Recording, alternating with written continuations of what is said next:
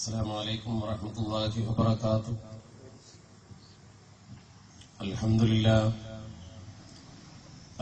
لله نحمده ونستعينه ونؤمن به ونتوكل عليه ونعوذ بالله من شرور أنفسنا ومن سيئات أعمالنا. من يهده الله فلا مضل له ومن يضلل فلا هادي له. ونشهد أن لا إله إلا الله وحده لا شريك له. ونشهد أن سيدنا محمدا صلى الله عليه وسلم عبده ورسوله أرسله إلى كافة الخلق ليظهره على الدين كله ولو كره المشركون. اللهم صل وسلم وبارك على رسولك سيدنا محمد وعلى آله وأصحابه أجمعين. أعوذ بالله من الشيطان الرجيم. بسم الله الرحمن الرحيم. ومن يشاقق الرسول من بعد ما تبين له الهدى ويتبع غير سبيل المؤمنين نوله ما تولى ونصله جهنم وساءت مصيرا. صدق الله مولانا العلي العظيم. ആദരണീയരായ നമ്മുടെ ഈ ചടങ്ങ് നിയന്ത്രിച്ചുകൊണ്ടിരിക്കുന്ന ബഹുമാനപ്പെട്ട സയ്യിദ് ഫസൽ പൂക്കോയ തങ്ങൾ അവർകളെ, നമ്മുടെ വേദിയിൽ പ്രാർത്ഥന നിർവഹിച്ച ബഹുമാനപ്പെട്ട ഉസ്താദ് കുഞ്ഞമ്മദ് മുസ്ലിയാർ കാട്ടമുണ്ട, നമ്മുടെ ഈ വേദിയിൽ പ്രഭാഷണം നടത്തിയ പ്രിയപ്പെട്ട സുഹൃത്ത് ഇസ്മായിൽ സ്കാഫി, നമ്മുടെ വേദിയിലുള്ള ബഹുമാനപ്പെട്ട മൂസൽ ബാഖവി, ബഹുമാനപ്പെട്ട സി അബ്ദുള്ള മൗലവി, നമ്മുടെ വേദിയിലും സദസ്സിലുമൊക്കെയായി അണിനിരന്നിട്ടുള്ള ബഹുമാനപ്പെട്ട പണ്ഡിതന്മാർ, ഈ അനുഗ്രഹീതമായ മജ്‌ലിസിൽ ഒത്തുകൂടാൻ ഭാഗ്യം സിദ്ധിച്ച കാരണവന്മാർ, യുവാക്കൾ, വിദ്യാർത്ഥികൾ, സഹോദര സഹോദരിമാർ, അർഹമുറാഹിമായ റബ്ബ് സുബ്ഹാനഹു വ തആല നമ്മുടെ ഈ ഒരുമിച്ച് കൂടൽ അവൻ പൊരുത്തപ്പെട്ട ഒരു അമലായി നമ്മിൽ നിന്ന് കബൂലാക്കുമാറാവട്ടെ. ഇത് സംഘടിപ്പിച്ചവർക്കും ഇതിനുവേണ്ടി പരിശ്രമിച്ചവർക്കും റബ്ബ് സുബ്ഹാനഹു വ തആല രണ്ട് വീട്ടിലും ഖൈർ പ്രദാനം ചെയ്യുമാറാവട്ടെ. ഞാൻ ആമുഖങ്ങളൊന്നും ദീർഘിപ്പിക്കാൻ ആഗ്രഹിക്കുന്നില്ല. കാരണം നമ്മുടെ പ്രതീക്ഷയേക്കാൾ, പ്രത്യേകിച്ച് ഞാൻ പ്രതീക്ഷയേക്കാൾ വളരെയേറെ സമയം വൈകിയാണ് ഞാൻ നിങ്ങളെ അഭിസംബോധന ചെയ്യുന്നത്. ഏറെ വൈകിയും സംഘടനാ പ്രതിബദ്ധതയോടുകൂടി ഇളകാതെ ഈ സദസ്സിൽ ഇരിക്കുന്ന പ്രിയപ്പെട്ട സഹോദരങ്ങളോട് അവസാനമായി ഏതാനും ചില കാര്യങ്ങൾ മാത്രം സൂചിപ്പിച്ചുകൊണ്ട് എന്റെ കടമ നിർവഹിക്കുക മാത്രമാണ് ഞാൻ ഈ സന്ദർഭത്തിൽ ഉദ്ദേശിക്കുന്നത്. അല്ലാഹു റബ്ബുൽ ഇസ്സത്ത് ഈ മജ്‌ലിസിൽ നമ്മൾ ഒരുമിച്ചതുപോലെ അവന്റെ പരലോകത്ത് സ്വർഗത്തിൽ നമ്മൾ ഒന്നിപ്പിക്കുമാറാവട്ടെ. പ്രത്യേകിച്ച് നമ്മളിവിടെ ഒത്തുകൂടിയിട്ടുള്ളത് സമസ്ത കേരള ജംഇയ്യത്തുൽ ഉലമയുടെ ബാനറിലാണ്. ഈ വേദിയിലുള്ള ബഹുമാന്യരായ പണ്ഡിതന്മാർ നിങ്ങൾ ഒരുമിച്ച് കൂടാൻ വേണ്ടി ആവശ്യപ്പെട്ടപ്പോൾ നിങ്ങൾ ഒരുമിച്ച് കൂടി. ഈ ഒരു അനുസരണ മനോഭാവമാണ് നമ്മുടെ രാജ്യത്തെ മുസ്ലിം സമൂഹത്തിൽ ഏറ്റവും ഔന്നത്യമുള്ള ഒരു വിഭാഗമാക്കി കേരളീയ മുസ്ലിങ്ങളെ മാറ്റിയത്. ഇന്ത്യയെ മൊത്തത്തിലെടുത്തുകൊണ്ട് നമ്മൾ പരിശോധിച്ചാൽ നമുക്ക് ബോധ്യപ്പെടുന്ന ഒരു വസ്തുതയുണ്ട്. നമ്മുടെ രാജ്യത്തെ മുസ്ലിങ്ങളിൽ അന്തസ്സും അഭിമാനവും ഏറെയുള്ളവർ നമ്മൾ തന്നെയാണ്. രാജ്യത്തിന്റെ മറ്റു മേഖലകളിലെ മുസ്ലിമീങ്ങൾക്ക് ദിശാബോധം കൊടുക്കുന്നവര് നമ്മളാണ്. എന്തേ നമുക്കതിന് സാധിച്ചു എന്ന ഒരു ചോദ്യം നമ്മുടെ സമുദായത്തിലെ വളർന്നു വരുന്ന തലമുറയിലെ കുട്ടികളുടെ മുമ്പിൽ തീർച്ചയായും ഉണ്ടായിരിക്കണം. നമ്മുടെ രാജ്യത്തെ മുസ്ലിം സമൂഹത്തിന് നമുക്ക് ഔന്നത്യം ഉണ്ടാകാനുള്ള കാരണം അള്ളാഹുവിന്റെ തിരുദൂതർ പറഞ്ഞ അതേ അർത്ഥത്തിലും അളവിലും ഒരുമിച്ച് നിൽക്കാനും സംഘടിക്കാനും നമുക്ക് കഴിഞ്ഞു എന്നതാണ്.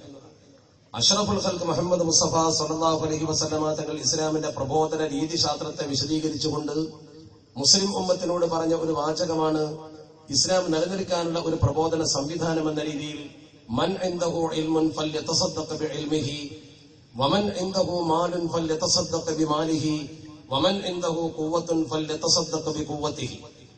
ഇത് മൂന്നും അല്ലാഹുവിന്റെ പരിശുദ്ധ ദീൻ വളരെ പ്രാധാന്യത്തോടെ കാണുന്ന ഒന്നാണ് എന്ന് ഇതിൽ നിന്ന് നമുക്ക് വ്യക്തമാവുകയും അത് മൂന്നും ഒരുമിച്ച് നിന്നാൽ ഇസ്ലാം വിജയിക്കുമെന്നതിന്റെ രീതിശാസ്ത്രമാണ് പ്രവാചകർ അവതരിപ്പിച്ചതെന്നും ഇതിലൂടെ നമുക്ക് ബോധ്യമാകും.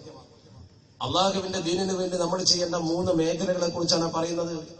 ഒന്ന്, നമ്മിൽ ഇൽമുള്ളവൻ അവന്റെ ഇൽമ് ഇസ്ലാമിക പ്രബോധനത്തിന് കൊടുത്തിരിക്കണം. സമ്പത്തുള്ളവൻ, കഴിവുള്ളവൻ അവന്റെ കഴിവ് ഇസ്ലാമിക പ്രബോധനത്തിന് കൊടുത്തിരിക്കണം. ഖുവ്വത്ത് എന്ന് പറയുന്ന ശക്തി, അതുള്ളവൻ അവന്റെ ശക്തി കൊണ്ട് ദീനീ പ്രബോധനത്തിന് മുന്നിട്ടിറങ്ങണം.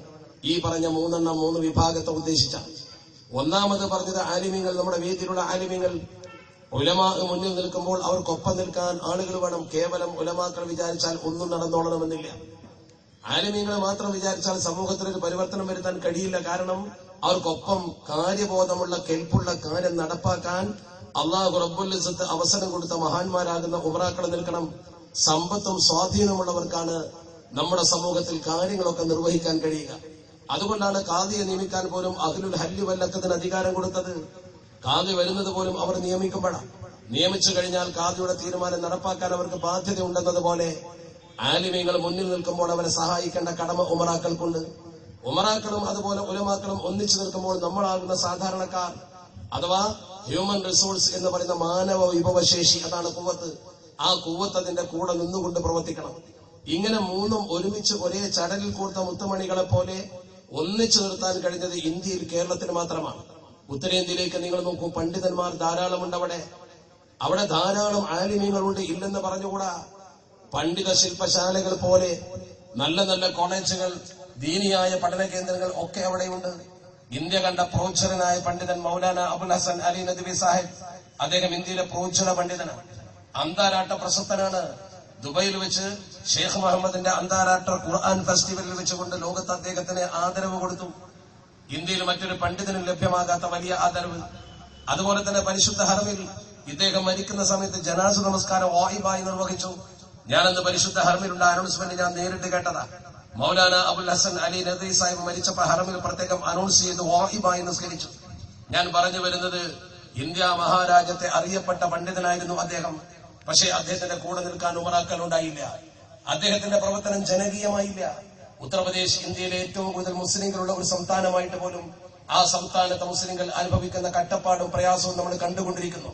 കേരളത്തിൽ അത്രമാത്രം അന്താരാഷ്ട്ര ഖ്യാതിയുള്ള പണ്ഡിതൻ എന്ന് പറയാൻ ആരുമില്ലെങ്കിലും ബഹുമാനപ്പെട്ട ശൈഖുനാ ശംസുൽ ഉലമ ഔദ്യോഗികമായ മറ്റൊരു കൃത്യനിർവഹണത്തിന്റെ പേരിൽ അങ്ങനെ അറിയപ്പെട്ടില്ലെങ്കിൽ പോലും റാബിത്തത്തുൽ ആലമുൽ ഇസ്ലാമിയെ പോലും പിടിച്ചു കുലുക്കുന്ന തരത്തിലുള്ള ചോദ്യങ്ങളുമായി അവരെ നേരിടാൻ കെൽപ്പും ബുദ്ധിശക്തിയും പടച്ചുറപ്പ് കൊടുത്ത ഒരുപാട് മേഖലയിൽ തിളങ്ങി നിന്ന മഹാനവർകൾ, അല്ലാഹു സുബ്ഹാനഹു വ തആല അദ്ദേഹം നേതൃത്വം കൊടുത്ത സമസ്ത കേരള ജംഇയ്യത്തുൽ ഉലമയുടെ പണ്ഡിതന്മാരെ ഈ സമൂഹത്തിന് സേവന സജ്ജരാക്കി അവതരിപ്പിച്ചു തന്നു. ഗ്രാമാന്തരങ്ങളിലേക്ക് അവരിറങ്ങി വന്നു.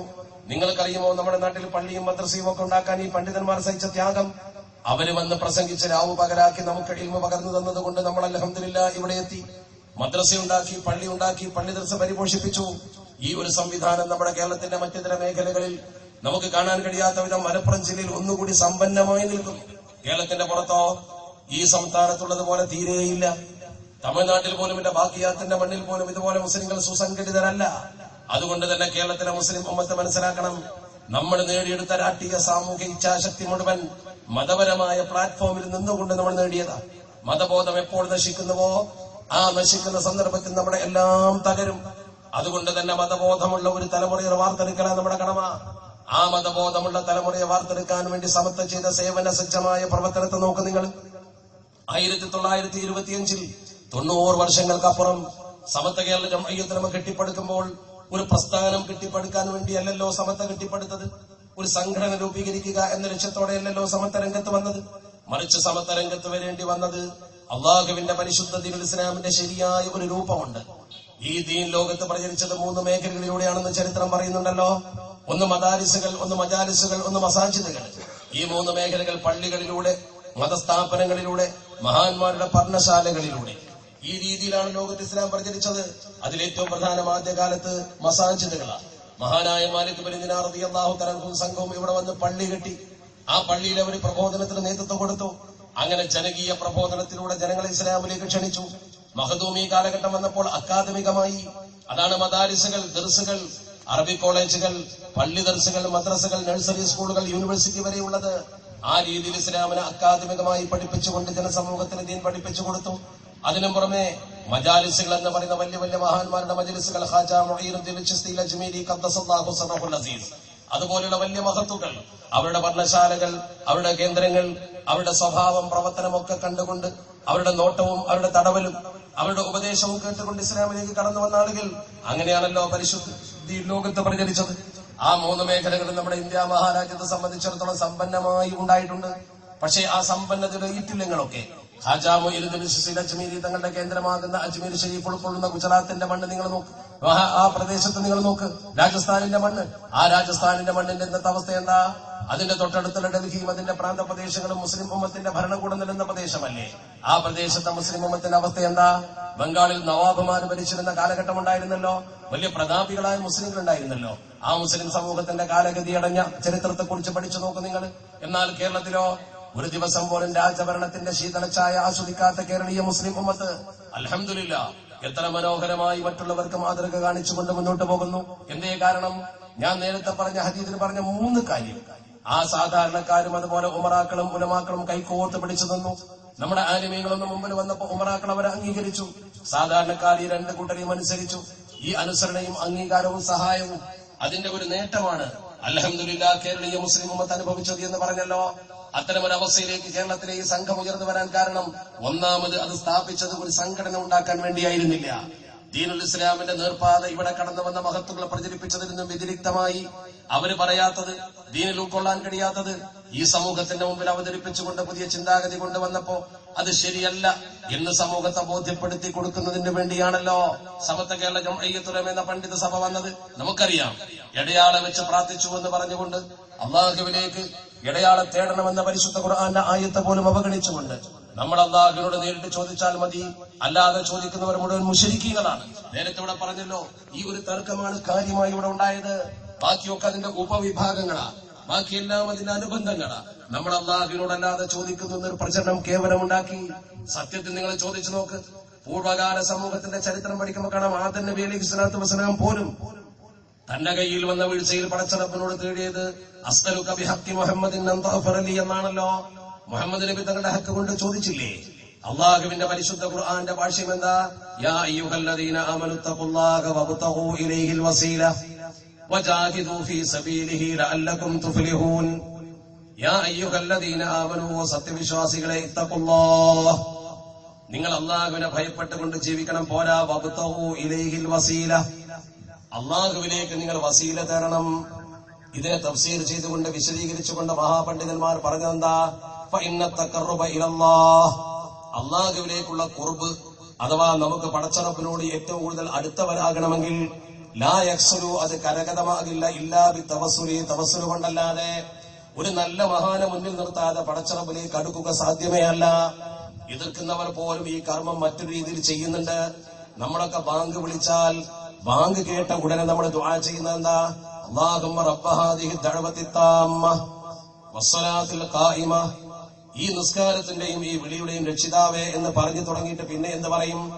ഉടനെ തന്നെ നമ്മൾ പറയും ആതി മുഹമ്മദനിൽ വസീലത വൽ ഫദീലത, മുഹമ്മദ് നബിക്ക് പടച്ചവനെ നീ ഔന്നത്യമാർന്ന പദവികൾ കൊടുക്കണേ.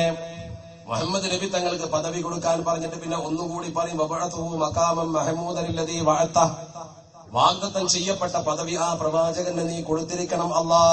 ഇതൊക്കെ പറഞ്ഞിട്ട് പിന്നെ നമ്മൾ എന്താ പറയാ? വർസുഖ്നാ ശഫാഅതഹു, മുഹമ്മദ് നബി തങ്ങളുടെ ഷഫാഅത്തിനെ നീ ഞങ്ങൾക്ക് നൽകണേ എന്നാ പറയാ. മുഹമ്മദ് നബി തങ്ങളുടെ ഷഫാഅത്തിന് നൽകണേ. എന്തിനാ ഷഫാഅത്ത്? ഈ ഷഫാഅത്ത് എന്ന് പറയുന്ന സാധനം നമുക്ക് എന്തിനാ? നമ്മൾ മനുഷ്യരാണ്, ദുർബലരാണ്. നാളെ അള്ളാഹുവിന്റെ സ്വർഗ്ഗലോകമാണ് നമ്മുടെ ലക്ഷ്യം. ആ ലക്ഷ്യത്തിലേക്കുള്ള നീക്കത്തിൽ, പ്രയാണത്തിൽ നമുക്ക് വീഴ്ച പറ്റിയാൽ നമ്മുടെ കൈ നബി തങ്ങളെ പിടിക്കണം. നബി തങ്ങളുടെ ഷഫാഅത്ത് അതിന് നമുക്ക് വേണം. അള്ളാഹുവിന്റെ പരിശുദ്ധ ഹബീബിന്റെ ഷഫാഅത്ത് കൊണ്ട് സ്വർഗത്തിൽ കടക്കണം. ലക്ഷ്യം സ്വർഗമാണ്. എങ്കിലോ അള്ളാഹു റബ്ബുൽ ഇസ്സത്തിനോട് ഇത്ര പടാപ്പാട് വിട്ട് ആതി മുഹമ്മദിനിൽ വസീലത വൽ ഫദീലത വബഅതുഹു മഖാമൻ മഹ്മൂദനില്ലദീ വഅത എന്ന് പറഞ്ഞിട്ട് വർസുഖനാ ശഫാഅതഹു എന്ന് പറയേണ്ട വല്ല കാര്യമുണ്ടോ? നേരെ പഠിച്ചവരോട് പഠിച്ചോനെ ഞങ്ങളെ സ്വർഗത്തിൽ കടത്തണം എന്ന് പറഞ്ഞാൽ പോരെ? മുഹമ്മദ് നബിയുടെ ഷഫാഅത്ത് എന്ന് ചോദിച്ചിട്ട് ഷഫാഅത്തിലൂടെ കടക്കണം എന്ന് പഠിച്ചവരോട് പറയേണ്ട കാര്യം എന്താ? അതിന്റെ ആവശ്യമുണ്ടോ? പണ്ട് തമാശക്ക് പറയാറില്ലേ, ഒരു റിസീവർ പിരിവിന് പോയ കഥകൾ കേട്ടിട്ടുണ്ടാവും. മുതലാളിന്റെ കടയിൽ ചെന്ന് പിരിവ് ചോദിച്ചപ്പോ മുതലാളി പറഞ്ഞത്രേ, ഈ വർഷം കച്ചവടം തീരെ കുറവാ, സംഭാവന ഒന്നും തരാൻ എന്റെ കയ്യിലൊന്നുമില്ല. ഒരു വേണമെങ്കിൽ കാര്യം ചെയ്ത് നീ നന്നായിട്ട് ദ്വാരക്ക്, റബ്ബ് സുബ്ഹാനഹു വ തആല എനിക്ക് പൈസ നല്ലോണം തന്നാൽ ഞാൻ നിനക്ക് പിരിവും തരുമെന്ന് പറഞ്ഞു. അപ്പൊ ഈ റിസീവർ പറഞ്ഞത്രേ, അള്ളാഹ് തരാനാ ദ്വാരക്കണമെങ്കിൽ നിങ്ങൾക്കൊന്ന് തന്നിട്ട് പിന്നെ ഞാൻ വാങ്ങാൻ നിൽക്കണ്ടല്ലോ, എനിക്കെന്നെ ഉണ്ടാവാൻ ദ്വാരന്നാ പോരെ. അതാണ് ശരി, റസീറ്റിന്റെ ചെലവും കൂടി ഉണ്ടാവുമല്ലോ. എന്ന പോലെ മുഹമ്മദ് നബിക്കൊന്ന് കൊടുത്തിട്ട് പിന്നെ ഇങ്ങോട്ട് വാങ്ങാൻ നിൽക്കേണ്ട കാര്യമുണ്ടോ? ആത്തി മുഹമ്മദിൽ വസീലത്ത വൽ ഫദീലത്ത എന്നിട്ട് പിന്നെ വർസുഖനാ ഷഫാഅത്ത് എന്ന് പറയുന്ന കാര്യം എന്താ?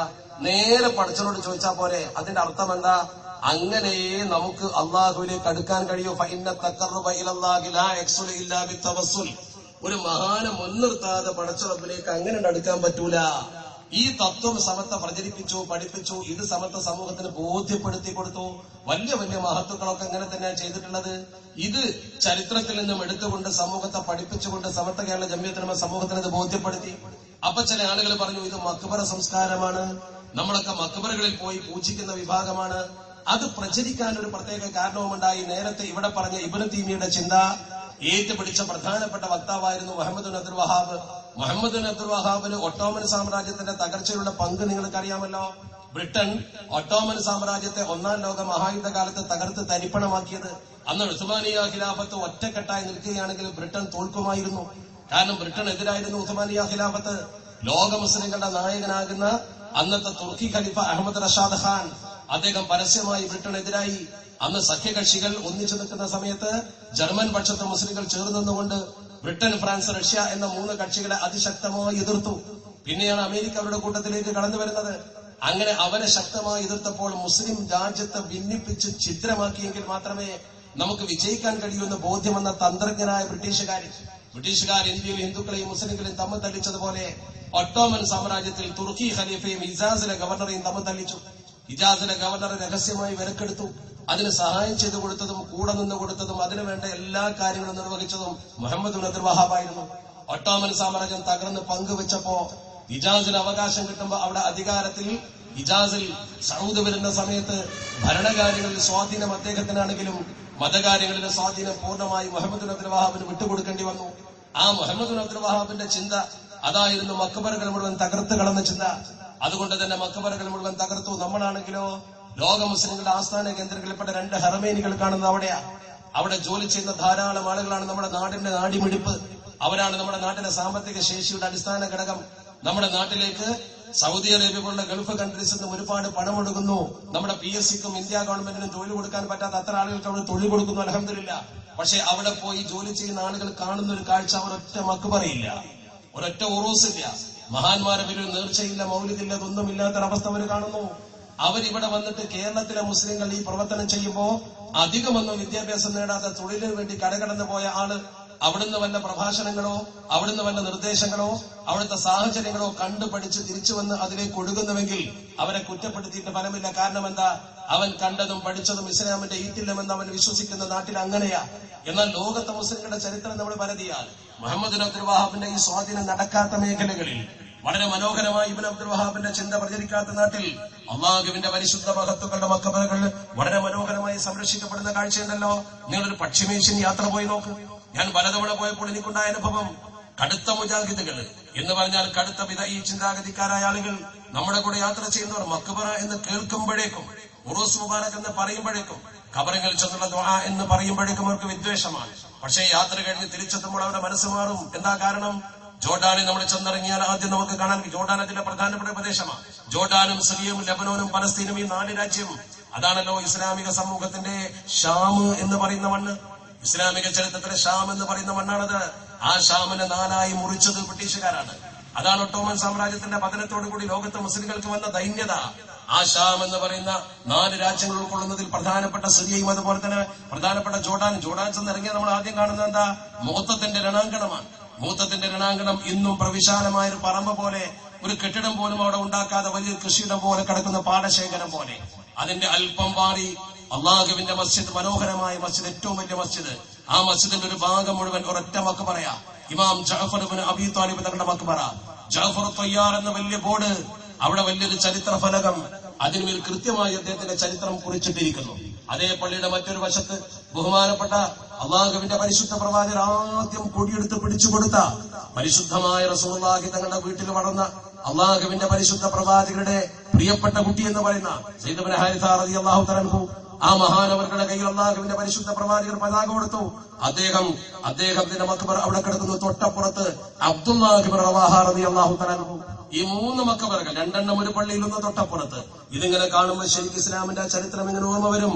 അള്ളാഹുവിന്റെ പരിശുദ്ധ പ്രവാചകർ മുഹത്തത്തിലേക്ക് പോകുവാൻ സ്വഹാബത്തിനെ അണിനിരത്തിക്കൊണ്ട് കൊടി പിടിച്ചുകൊണ്ട് പറഞ്ഞു, ഈ സംഘത്തിന്റെ കൊടി ബഹുമാനപ്പെട്ട ഇന്നയാള് പിടിക്കട്ടെ, അയാൾക്ക് വല്ലതും പറ്റിയാൽ അടുത്തയാള് പിടിക്കട്ടെ. നോക്ക് നിങ്ങൾ, സയ്യിദ് ഇബ്നു ഹാരിസയുടെ കയ്യിൽ കൊടി കൊടുത്തുകൊണ്ട് പറഞ്ഞു, ഈ സംഘത്തിന്റെ അമീർ സെയ്ദാണ്. ഇൻ ഖുതില സെയ്ദുൻ ഔ ഉസീബ, സെയ്ദിന് വല്ലതും പറ്റുകയോ സെയ്ദ് കൊല്ലപ്പെടുകയോ ചെയ്താൽ ഫൽ അമീറു ജഅഫർ ഇബ്നു അബീ ത്വാലിബ്, അപ്പോൾ പിന്നെ ഈ സംഘത്തെ നയിക്കേണ്ടവൻ ജഅഫറാണ്. ജഅഫറിന്റെ കയ്യിൽ നിന്ന് കൊടി വീഴുന്ന അവസ്ഥ വന്നാൽ ഇൻ ഖുതില ജഅഫർ ഔ ഉസീബ ഫൽ അമീറു അബ്ദുല്ലാഹി ഇബ്നു റവാഹ. ഈ അബ്ദുല്ലാഹി ഇബ്നു റവാഹയെ കുറിച്ച് അവസാനം നബി തങ്ങൾ പറഞ്ഞു ഇൻ ഖുതില റവാഹ ഔ ഉസീബ ഫലഖ്തറിൽ മുസ്ലിമൂൻ, മുസ്ലിമീങ്ങൾ തെരഞ്ഞെടുക്കട്ടെ അവർക്കൊരു അമീറിനെ, മുസ്ലിം വാഹിദം മിൻഹും അമീറൻ, ഒരാളെ അമീറായി തെരഞ്ഞെടുക്കട്ടെ. ഉറപ്പല്ലേ 3 പേരും മരിക്കുമെന്ന്? എന്നിട്ട് പോലും രണാങ്കണത്തിലേക്ക് നടന്നെടുത്ത 3 മഹാത്മാക്കളുടെ മക്ബറ ഇങ്ങനെ ഈ ചരിത്രം ഉല്ലേഖനം ചെയ്യപ്പെട്ട് കാണുമ്പോൾ മനസ്സിന് ഇങ്ങനെ ഇസ്ലാമിക ബോധം വരും. മക്ബറകൾ മനുഷ്യന് കൊടുക്കുന്ന പരലോകമെന്ന് തുദക്കിറുക്കുമുൽ ആഖിറ, അതിങ്ങനെ കാണുമ്പോ ഏത് നിഷേധിയുടെയും മനസ്സിലൊരു മാറ്റം വരും. ആ മണ്ണിലൂടെ പിന്നിങ്ങനെ സഞ്ചരിക്കുമ്പോ കാണാം അശറത്തുൽ മുബശ്ശരീങ്ങളിൽപ്പെട്ട ബഹുമാനപ്പെട്ട അബ്ദുറഹ്മാൻ ഇബ്നു ഔഫ് തങ്ങളുടെ ഖബർ വളരെ മനോഹരമായിട്ട് നമുക്ക് കാണാൻ കഴിയും. അബൂ ഉബൈദത്ത് അമർ ഇബ്നു ജറാഹ് തങ്ങളുടെ ഖബർ ഒക്കെ ബോർഡ് എഴുതി വെച്ച് വലിയ മക്ബറകളാക്കി അത് വളരെ മനോഹരമായി ലക്ഷങ്ങൾ കൊടുത്ത് കെട്ടിപ്പൊക്കി മനോഹരമാക്കി വെച്ചിട്ട് അതിന്റെ ചരിത്രവും കുറിച്ചിട്ടിരിക്കുന്നു. ലോകത്തിന്റെ പല ഭാഗത്തു നിന്നും ആളുകൾ ഇങ്ങനെ സിയാറത്ത് ചെയ്യുന്നു. അള്ളാഹുവിന്റെ പരിശുദ്ധ ഹബീബിന്റെ മദീന പള്ളിയിൽ ഉയരത്തിൽ കയറുന്നുകൊണ്ട് ബാങ്ക് വിളിച്ച ബഹുമാനപ്പെട്ട ബിലാൽ മുഅദ്ദിൻ റളിയല്ലാഹു തആല അൻഹു, അതുപോലെ ഒറ്റയാനെ പോലെ തന്നെ ഒരു വലിയ പർവ്വതത്തിന്റെ മുകളിൽ ഉയർന്ന സ്ഥലത്ത് അദ്ദേഹത്തിന്റെ മക്ബറയുണ്ട്. ബിലാൽ ഇബ്നു റവാഹ് മുഅദ്ദിൻ റസൂലുള്ളാഹി എന്ന് എഴുതി വെച്ച മനോഹരമായ ഒരു ഫലകം അവിടെയുണ്ട്. അള്ളാഹുവിന്റെ പരിശുദ്ധ ഹബീബിന്റെ പ്രിയപ്പെട്ട മുഅദ്ദിന്റെ ഖബർ എത്ര മനോഹരതൊക്കെ കാണുമ്പോന്നറിയോ? അങ്ങനെ സഞ്ചരിക്കുമ്പോ നമുക്ക് ഇതൊക്കെ കാണുമ്പോ പശ്ചിമേശ്വരയുടെ പോയി ഈജിപ്തിലൊക്കെ പോയിട്ട് ഇമാം ഷാഫി തങ്ങളുടെ ഖബർ കണ്ട്, ഏറ്റവും വലിയ മക്ബറ ഇമാം ഷാഫി തങ്ങളുടെ മക്ബറ. ആ മക്ബറയിലേക്ക് പോകുന്ന സ്ഥലത്താണ് മഖ്ദൂമിന്റെ ഉസ്താദ് സക്കരിയ അൻസാരി തങ്ങളുടെ മക്ബറ. അതിലൂടെ ഒരു ഊടുവഴിയിലൂടെ ഇങ്ങനെ സഞ്ചരിച്ചാൽ അള്ളാഹുവിന്റെ പരിശുദ്ധ ദീനിന് വേണ്ടി ഒരുപാട് സംഭാവന അർപ്പിച്ച മഹത്തുക്കൾ ഇമാം ജലാലുദ്ദീൻ സുയൂത്തി റഹ്മത്തുള്ളാഹി തങ്ങളുടെ മക്ബറുണ്ട്. അതുപോലെ തന്നെ അബ്ദുൽ ബാരിയുടെ മുസന്നിഫിന്റെ മക്ബറുണ്ട്. അങ്ങനെ വലിയ വലിയ ആഫിദ് ഇബ്നു ഹജർ അസ്ഖലാനി തങ്ങളുടെ അങ്ങനെ വലിയ വലിയ മഹാന്മാരുടെ അലസാൻഡ്രിയയിൽ ചെന്നാൽ അലസാൻഡ്രിയയുടെ ചൈതന്യമാണ് ഇമാം ബൂസീരി തങ്ങളുടെ മക്ബറ. ഈജിപ്തിന്റെ മൊത്തം ചൈതന്യമാണ് നഫീസത്തുൽ മിസ്രിയ ബീവിയുടെ മക്ബറ. ഇതൊക്കെ ഇങ്ങനെ കണ്ട് സിയാറത്ത് ചെയ്ത ആൾക്കാർ പോരുമ്പോ കൂട്ടത്തിൽ എന്നോട് എന്റെ കൂടെയുള്ള കടുത്ത നിഷേധികൾ തന്നെ ചോദിച്ചു, ഇതൊക്കെ മുസ്ലിം സംസ്കാരത്തിനാണ് ഇപ്പൊ ബോധ്യാവണുണ്ട്, ഇതൊന്നും ശിർക്കാണെന്ന് അങ്ങനെ പറയാൻ പറ്റൂല. അവരെന്നെ പറയണം. അനുഭവത്തിലൂടെ മനുഷ്യന് ശരിക്കും ബോധ്യപ്പെടാണ്. നമ്മുടെ അനുഭവങ്ങളാണല്ലോ ശരിക്കും ഒരു മനുഷ്യനെ പഠിപ്പിക്കുന്നത്. ഞാൻ പറഞ്ഞു വന്നത് സമസ്ത കേരള ജംഇയ്യത്തുൽ ഉലമ ഈ സമൂഹത്തിൽ അരുതായ്മകൾ ഒന്നും പറഞ്ഞിട്ടില്ല, ഒരു പുതിയ ചിന്താഗതിയും ഈ സമൂഹത്തിന് കൊടുത്തിട്ടില്ല. നേരായ ഒരു വിശ്വാസം സമൂഹത്തിന് ശരിക്കും പഠിപ്പിച്ചു കൊടുത്തു എന്ന് മാത്രം. അതുകൊണ്ടല്ലേ ഈ സമസ്ത കേരള ജംഇയ്യത്തുൽ ഉലമയുടെ കൂടെ ബഹുഭൂരിപക്ഷം ജനങ്ങളും നിന്നത്. സമസ്ത കേരള ജംഇയ്യത്തുൽ ഉലമ എന്ന പണ്ഡിത സഭയുടെ ചരിത്രം നോക്ക് നിങ്ങൾ. അഭിപ്രായ വ്യത്യാസങ്ങൾ പലപ്പോഴും ഉണ്ടായിട്ടുണ്ട്. അഭിപ്രായാന്തരങ്ങൾ സമസ്തയിൽ ഉണ്ടാകും, സംഘടനയിൽ ഉണ്ടാകും. പക്ഷെ നമ്മൾ എന്താ ചെയ്യേണ്ടത്? നമ്മൾ എപ്പോഴും നിലകൊള്ളേണ്ടത് സംഘടനക്കൊപ്പമാണ്. ഞാൻ പറയുന്നത് കൊണ്ടാ. നിങ്ങൾ നോക്ക്, സമസ്ത കേരള ജംഇയ്യത്തുൽ ഉലമയിൽ പലതരത്തിലുള്ള അഭിപ്രായ വ്യത്യാസം ഉണ്ടായിട്ടല്ലോ. 1965 ഒക്ടോബർ മാസം 16-ാം തീയതിയാണ് തബ്ലീഗ് ജമാഅത്തിനെ കുറിച്ച് സമസ്ത കേരള ജംഇയ്യത്തുൽ ഉലമ വ്യക്തമായ തീരുമാനമെടുത്തത്. ആ തീരുമാനമെടുത്ത ഉടനെ സമസ്തയിലെ പ്രോജ്വലരായ ഏതാനും പണ്ഡിതന്മാർ മാറി ചിന്തിച്ചില്ലേ? അവര് വേറിട്ട് ചിന്തിച്ച് വേറെ ഒരു സംഘടന ഉണ്ടാക്കി അഖില കേരള ജംഇയ്യത്തുൽ ഉലമ സൃഷ്ടിച്ച് ഒരു വിദ്യാഭ്യാസ ബോർഡ് ഉണ്ടാക്കി പ്രവർത്തിച്ച് അവരാരാ? ഇന്നത്തെ പണ്ഡിതന്മാരുമായി നമ്മൾ അവരെ താരതമ്യം ചെയ്യുമ്പോ ബഹുമാനപ്പെട്ട കണ്ണിയത്ത് ഉസ്താദിന്റെയും ശംസുലമയുടെയും ഒക്കെ ഗ്രേഡിലുള്ള മഹാപണ്ഡിതന്മാര്, വിദഗ്ധരായ ആളുകള്, ജനങ്ങളിൽ വിശ്വാസമർപ്പിച്ച പ്രഗത്ഭരായ പണ്ഡിതന്മാർ, ആ വലിയ പണ്ഡിതന്മാരായിരുന്നു എന്ന് മാറി ചിന്തിച്ചത്. പക്ഷേ അവര് മാറി ചിന്തിച്ച് അവർ വേറെ സംഘടന ഉണ്ടാക്കിയിട്ടും എന്തുകൊണ്ട് അഖില കേരള ജംഇയ്യത്തുൽ ഉലമ വിജയിച്ചില്ല? ജനങ്ങൾ അവരുടെ കൂടെ നിന്നില്ല, ജനങ്ങൾ പ്രസ്ഥാനത്തിന്റെ കൂടെ നിന്നു. കാരണം സമസ്ത കേരള ജംഇയ്യത്തുൽ ഉലമയെ നയിച്ച മഹത്തുക്കളിൽ ആളുകൾക്ക് വിശ്വാസമായിരുന്നു. അവരെ ജനങ്ങൾ ശരിക്കും വിശ്വസിച്ചു. അവരിൽ നിന്ന് മാറി ചിന്തിച്ച ആളുകൾക്ക് തെറ്റുപറ്റിയെന്ന് അവര് മനസ്സിലാക്കി. റഈസുൽ മുഹഖഖീൻ കണ്ണിയത്ത് അഹമ്മദ് മുസ്ലിയാർ ഇതിനൊക്കെ സാക്ഷിയായിരുന്നു. 1966 65 തീരുമാനമെടുത്തു. 1966 കോഴിക്കോട് കുറ്റിച്ചൊടിയിൽ വെച്ച് വലിയൊരു സമ്മേളനം നടത്തി. ആ സമ്മേളനത്തിൽ വെച്ച് ബഹുമാനപ്പെട്ട പാണക്കാട്ട പൂക്കോയത്തങ്ങൾ പറഞ്ഞു, നമുക്ക് സമസ്ത മതി, അഖിലയും കുകിലയും വേണ്ട, അഖില അകലെ. പാണക്കാട്ട തങ്ങൾ ആ വാക്ക് പറഞ്ഞതോടുകൂടി അഖില കേരള ജംഇയ്യത്തുൽ ഉലമ ഒന്നുമല്ലാതായി. എന്റെ പാണക്കാട്ട തങ്ങൾക്ക് പോലും അങ്ങനെ പറയാൻ കഴിഞ്ഞത്? സംഘടനക്കൊപ്പം നിൽക്കുക എന്നൊരു താല്പര്യം, വ്യക്തി താല്പര്യം ആരും കാണിച്ചിട്ടില്ല. നമ്മളൊക്കെ വ്യക്തിവിരോധമുള്ളത് കൊണ്ടല്ല സംഘടനക്കൊപ്പം നിൽക്കുന്നത്. പ്രസ്ഥാനത്തിന്റെ കൂടെ നിൽക്കുക എന്നത് ഒരു മുസ്ലിമായ മനുഷ്യൻ സംഘടന ബോധമുള്ളവനാണെങ്കിൽ അവന്റെ കടമയാ. നിങ്ങൾ നോക്ക്, അതുപോലെ തന്നെ 1967 സമസ്തയിൽ പ്രശ്നമുണ്ടായി. മൈക്കിൽ ഖുതുബ എന്ന വിഷയത്തിൽ തർക്കിച്ചപ്പോ സമസ്ത കേരള ജംഇയ്യത്തുൽ ഉലമയുടെ അന്നത്തെ പ്രസിഡന്റ്, പ്രോജ്വലനായ പണ്ഡിതൻ, സർവ്വരും ബഹുമാനിച്ചിരുന്ന ബഹുമാനപ്പെട്ട സദഖത്തുൽ ഉസ്താദ്, അല്ലാഹു മഗ്ഫിറത്ത് കൊടുക്കുമാറാവട്ടെ, വലിയ പണ്ഡിതനായിരുന്നു, ആർക്കും അതിൽ തർക്കമില്ല. ആ മഹാനായ പണ്ഡിതൻ സമസ്ത കേരള ജംഇയ്യത്തുൽ ഉലമയുടെ ഉഷാവറിൽ വിയോജിച്ചു. അദ്ദേഹം മുഷാവറിന് രാജിവെച്ച പ്രസിഡന്റ് സ്ഥാനം ഒഴിവായി. അദ്ദേഹത്തിന്റെ കൂടെ ആരാ നിന്നത്? 40 അംഗ മുഷാവറിൽ എത്ര പേരെന്ന് പരിശോധിച്ച് നോക്ക് നിങ്ങൾ. വലിയ വലിയ പണ്ഡിതന്മാർ നിന്നില്ല. അദ്ദേഹത്തിന്റെ വ്യക്തിത്വത്തിലോ പാണ്ഡിത്യത്തിലോ തർക്കം ആർക്കുമില്ല. പക്ഷെ അദ്ദേഹത്തിന്റെ ആ കാഴ്ചപ്പാടിനോട് വിയോജിച്ചു ജനങ്ങള്. സമൂഹം ആ കാഴ്ചപ്പാട് തള്ളിക്കളഞ്ഞു. ബഹുഭൂരിപക്ഷം പള്ളികളിലും മൈക്കിൽ തന്നെ ഖുതുബ ഓതുന്നു എന്ന് പറഞ്ഞാൽ എന്താണ് അർത്ഥം? അദ്ദേഹം എന്ന് പ്രകടിപ്പിച്ച അഭിപ്രായത്തിന് ജനസമ്മതി കിട്ടിയില്ല എന്ന് മാത്രമല്ല, ജനങ്ങൾ അത് അംഗീകരിച്ചില്ല എന്നതിന്റെ തെളിവ് ഇന്നും കാണുന്നത് എന്തുകൊണ്ടാ? ജനങ്ങൾക്ക് മൈക്കിൽ ഖുതുബ ഓതാൻ താല്പര്യമുള്ളത് കൊണ്ടല്ല, മറിച്ച് സമത്വ കേരള ജംഇയ്യത്തുൽ ഉലമ നിന്നിടത്ത് ബഹുഭൂരിപക്ഷം ജനങ്ങളിൽ നിന്നു സമത്വ പറഞ്ഞു ലൗഡ് സ്പീക്കർ ഖുതുബ ഓതാം. കാരണം അത് ഖുതുബ ഓതുമ്പോൾ നമ്മുടെ ശബ്ദമാണ് കേൾപ്പിക്കുന്നത്. അത് ലൗഡ് സ്പീക്കറാണ്, അത് ശരിക്കും ആംപ്ലിഫൈ ചെയ്യുകയാണ്, അതൊരിക്കലും പ്രതിധ്വനിയല്ല എന്ന് സമത്വ പറഞ്ഞു. ഞാൻ ആ വിഷയത്തിലെ തർക്കത്തിലേക്കല്ല പോകുന്നത്. എന്തുകൊണ്ട് ബഹുഭൂരിപക്ഷം ജനങ്ങൾ സമത്വക്കൊപ്പം നിന്നു? ബഹുമാനപ്പെട്ട അന്നത്തെ സമത്വ കേരള ജംഇയ്യത്തുൽ ഉലമയുടെ പ്രസിഡന്റിന്റെ വ്യക്തിത്വത്തിന്റെ കുറവാണോ? അദ്ദേഹത്തോടുള്ള വിദ്വേഷമാണോ? ആയിരുന്നില്ലല്ലോ. അദ്ദേഹത്തെ ബഹുമാനിക്കുന്ന അദ്ദേഹത്തിന്റെ ശിഷ്യന്മാരിൽ പോലും പലരും സമത്വ കേരള ജംഇയ്യത്തുൽ ഉലമയുടെ കൂടെ നിന്നു. അതല്ലേ പ്രധാനം. സമത്വ കേരള ജംഇയ്യത്തുൽ ഉലമ എന്ന് പറയുന്ന പണ്ഡിത സഭ അന്നാണ് 960-ൽ കണ്ണിയത്ത് അഹമ്മദ് മുസ്ലിയാർ പ്രസിഡന്റായി വരുന്നത്. ഒരു പ്രതിസന്ധി ഘട്ടത്തിൽ കണ്ണിയത്ത് ഉസ്താദ് പ്രസിഡന്റായി വരുമ്പോൾ നിങ്ങൾ ചിന്തിക്കണ്ടേ, ആരാ കണ്ണിയത്ത് ഉസ്താദ്? ഒരു കറാഹത്ത് പോലും ജീവിതത്തിൽ ചെയ്യാതെ സൂക്ഷ്മത പാലിക്കുന്ന മനുഷ്യൻ. ആ മനുഷ്യൻ സമത്വ കേരള ജംഇയ്യത്തുൽ ഉലമയിൽ 1926 മുതൽ മെമ്പറാ. തുടക്ക കാലഘട്ടക്കാരനാണ്. മഹാനായ വരക്കല മുല്ലക്കോയ തങ്ങൾ സമത്വക്ക് വേണ്ടി പ്രസംഗിക്കുമ്പോ, മഹാനായ വരക്കല മുല്ലക്കോയ തങ്ങൾ സമത്വക്ക് വേണ്ടി ദുആ ചെയ്യുമ്പോ, ആ ദുആയിൽ ആമീൻ പറയാൻ സദസ്സിലുണ്ടായിരുന്ന നമ്മൾ കണ്ട ഏക വ്യക്തി കണ്ണിയത്ത് ഉസ്താദാണ്. സൂക്ഷ്മതയിൽ അങ്ങേ അറ്റമുള്ള മഹാനവർകൾ. ആ മഹാന്റെ സൂക്ഷ്മതയെ കുറിച്ച് ഒരിക്കലും ഞാൻ പറയണ്ടല്ലോ. അല്ലാഹു സുബ്ഹാനഹു വ തആല ആ മഹാന് ഭൂമിയിൽ വെച്ചു കൊടുത്ത കബൂലിയത്തിനെ കുറിച്ച് ഞാൻ പറയണ്ടല്ലോ. ഒറ്റ ഉദാഹരണം നോക്ക് നിങ്ങൾ. എന്റെ ഒരു സുഹൃത്ത് എടവണ്ണപ്പാറ റഷീദി അറബി കോളേജിൽ ജോലി ചെയ്തിരുന്ന സമയത്ത് അദ്ദേഹത്തിനുണ്ടായ അനുഭവം ബഹുമാനപ്പെട്ട റഈസുൽ മുഹഖഖീനെ കുറിച്ച് അദ്ദേഹം എഴുതിയിട്ടുണ്ട്. അദ്ദേഹത്തിന്റെ നാട്ടുകാരായ കുറച്ചാളുകൾ കണ്ണിയത്ത് ഉസ്താദിനെ കാണാൻ വേണ്ടി എടവണ്ണപ്പാറയിൽ വന്ന് ബസ് ഇറങ്ങി. വാഴക്കാട്ടേക്ക് അവർക്ക് പോകണം. ഈ സംഭവം കണ്ണിയത്ത് ഉസ്താദിന്റെ സ്മരണയിലുണ്ട്, പരിശോധിച്ചാൽ മതി. എന്റെ സുഹൃത്ത് ഓക്കേൻകുട്ടി ഉമരി അന്ന് അവിടെ ജോലി ചെയ്യുന്ന ആളാ. അദ്ദേഹമാണ് ഇത് എഴുതുന്നത്. കണ്ണിയത്ത് ഉസ്താദിന്റെ വീട്ടിലേക്ക് അവരൊരു വാഹനം പിടിച്ചു. വാഹനത്തിന് ഡ്രൈവറോട് പറഞ്ഞു വാഴക്കാട്ടേക്ക് ഒരു ട്രിപ്പ്. ഡ്രൈവർ ചാടിക്കയറി. ഒരു ട്രിപ്പ് കിട്ടിയ സന്തോഷം. ജീപ്പാണ്, ടാക്സി ജീപ്പാ. അത് ഓടിച്ച് ജീവിക്കുന്ന അവന് വാഴക്കാട്ടേക്ക് ട്രിപ്പ് കിട്ടിയ സന്തോഷം. അവൻ തന്റെ വട്ടക്കെട്ട് കെട്ടി മടക്കി കുത്തി. ഹിന്ദുവാണ്. അമുസ്ലിമായ ഡ്രൈവർ കയറി എന്ന് വണ്ടി ഓടിച്ചു. വണ്ടി മുന്നോട്ട് പോയി. വാഴക്കാട് ടൗണിലെത്തുന്നതിന്റെ അല്പം മുമ്പ് വലത്തോട്ട് തിരിയാൻ വേണ്ടി ഇവർ പറഞ്ഞു. വലത്തോട്ട് തിരിയാൻ പറഞ്ഞപ്പോ ഡ്രൈവർ വണ്ടിയിൽ നിന്ന് ചോദിച്ചു, നിങ്ങൾ വാഴക്കാട്ടേക്ക് എന്നല്ല പറഞ്ഞത്?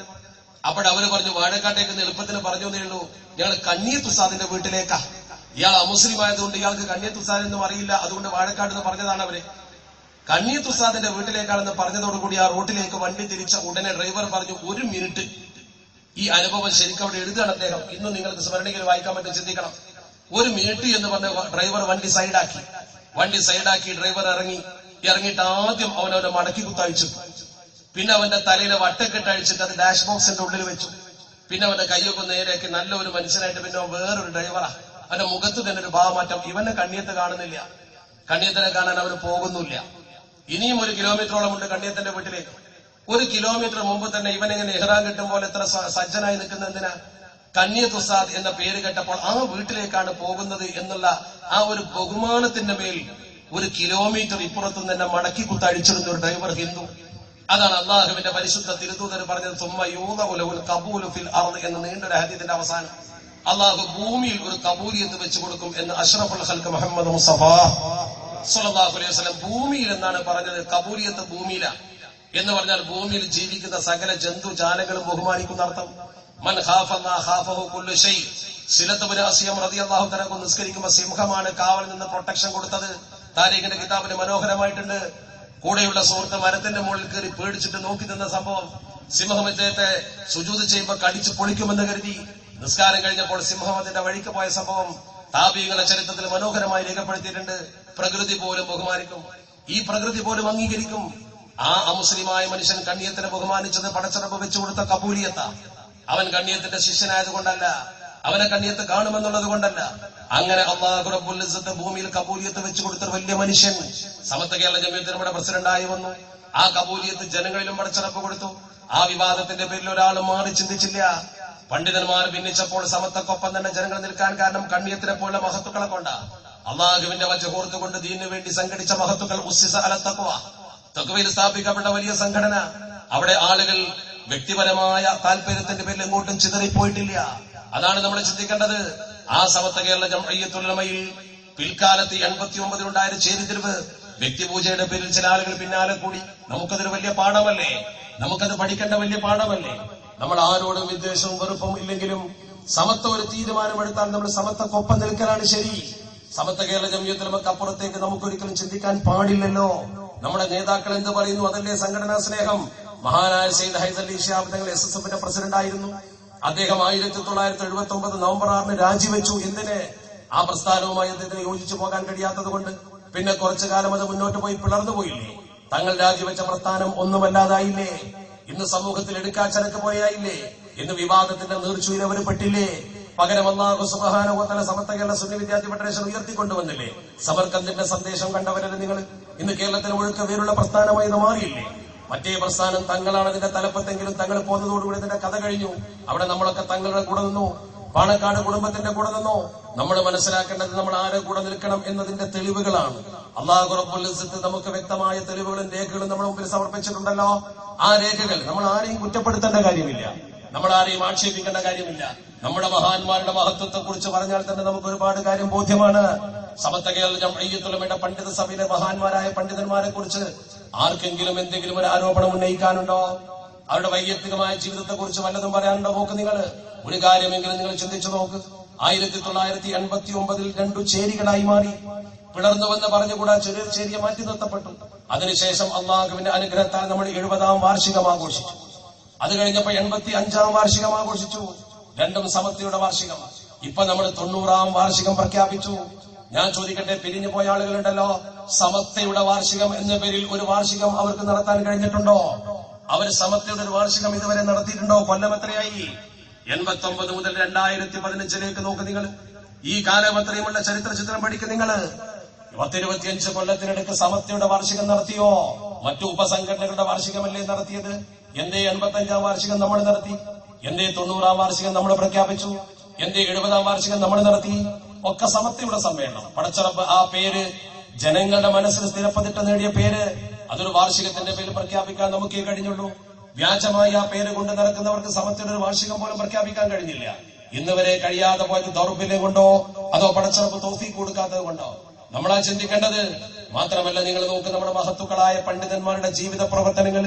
സമത്വ കേരള ജംഇയ്യത്തുൽ ഉലമയിൽ നിന്ന് രണ്ട് ചേരിതിരിയുന്ന സമയത്ത് രണ്ട് മഹാന്മാരാണ് ഏറ്റവും കൂടുതൽ ദ്രോഹിക്കപ്പെട്ടത്, ഏറ്റവും കൂടുതൽ ആക്രമിക്കപ്പെട്ടത്. ഒന്ന് ബഹുമാനപ്പെട്ട ശൈഖുനാ ശംസുൽ ഉലമ ഖദ്ദസല്ലാഹു സിർറഹുൽ അസീസ്, സമത്വയുടെ ജനറൽ സെക്രട്ടറി എന്ന പേരിൽ. മറ്റൊന്ന് ബഹുമാനപ്പെട്ട KT മാനു മുസ്ലിയാർ, വിദ്യാഭ്യാസ ബോർഡിന്റെ ജനറൽ സെക്രട്ടറി എന്ന രീതിയിൽ. ആ രണ്ട് മഹത്തുക്കൾ തങ്ങളുടെ പ്രവർത്തന വൈഭവം കൊണ്ട് സമത്വയെ ഈ രീതിയിൽ ബോധവൽക്കരിച്ചുകൊണ്ട് വേറുറപ്പുള്ള പ്രസ്ഥാനമാക്കി തന്നെ നിലനിർത്തി. വിദ്യാഭ്യാസ ബോർഡിന്റെ ഒറ്റ മദ്രസ പോലും പുറത്തു പോകാതെ മദ്രസകൾ പൂർണ്ണമായും സമത്വക്കൊപ്പം നിർത്താൻ മാനു മുസ്ലിയാർ പടയോട്ടം നടത്തി. ബഹുമാനപ്പെട്ട ശൈഖുനാ ശംസുൽ ഉലമ ഈ സമൂഹത്തിന്റെ മുമ്പിൽ ബുദ്ധിപരമായി പ്രവർത്തിച്ചുകൊണ്ട് സംഘടന മുഴുവൻ നമ്മുടെ കയ്യിലാണെന്ന് കോടതികളിൽ ബോധ്യപ്പെടുത്തി കൊടുക്കുകയും എതിർപ്പുകളെ മുഴുവൻ അവഗണിച്ചുകൊണ്ട് മഹാനവരുടെ സമത്വയുടെ സന്ദേശം പ്രചരിപ്പിക്കുകയും ചെയ്തു. പടച്ചുറപ്പിന്റെ അനുഗ്രഹത്താൽ കണ്ണിയത്തിന്റെ സ്വാധീനം, പാണക്കാട് കുടുംബത്തിന്റെ മഹിമ, ഇത് രണ്ടും പടച്ചുറപ്പ് നമുക്ക് നൽകി. ആ രണ്ട് മഹാത്മാക്കൾ, പാണക്കാട് കുടുംബവും കണ്ണിയത്ത് ഉസ്താദും നമുക്ക് താങ്ങും തണലുമായിരുന്നു. ഈ രണ്ട് മഹാന്മാർ ആക്രമിക്കപ്പെട്ടപ്പോ നിങ്ങൾ നോക്ക്, ബഹുമാനപ്പെട്ട റഈസുൽ മുഹഖഖീൻ അതുപോലെ തന്നെ ബഹുമാനപ്പെട്ട കണ്ണിയത്ത് ഉസ്താദ്, ഇവർ രണ്ടുപേരും സമത്വ കേരള ജംഇയ്യത്തുൽ ഉലമയുടെ തലപ്പത്ത് നിൽക്കുമ്പോഴാണല്ലോ നമ്മൾ സമത്വയെ കാണുന്നതും പഠിക്കുന്നതും. അതിൽ ബഹുമാനപ്പെട്ട കണ്ണിയത്ത് ഉസ്താദ് കഴിഞ്ഞാൽ നമ്മളെ ഏറ്റവും കൂടുതൽ സ്നേഹിച്ച മഹാനാണ് ശംസുൽ ഉലമ. ആ മഹാനായ ശൈഖുനാ ശംസുൽ ഉലമയെ കുറിച്ച് എന്തൊക്കെ പ്രചരിപ്പിച്ചു. ആദർശ വ്യതിയാനം വന്നുവെന്നവരെ പ്രചരിച്ചില്ലേ? ഇന്ന് നമ്മൾ ബഹുമാനപ്പെട്ട റഈസുൽ മുഹഖഖീനെ പോലെ തന്നെ ബഹുമാനപ്പെട്ട കണ്ണിയത്ത് ഉസ്താദിന്റെ ശിഷ്യനാകുന്ന ശംസുൽ ഉലമയെ നമ്മിരുന്ന് വിട പറയുന്നത് എങ്ങനെയാ നമ്മൾ കണ്ടത്? അദ്ദേഹം വിട പറഞ്ഞു പോകുന്ന കാഴ്ച നമുക്ക് ശരിക്കും ബോധ്യമായില്ലേ?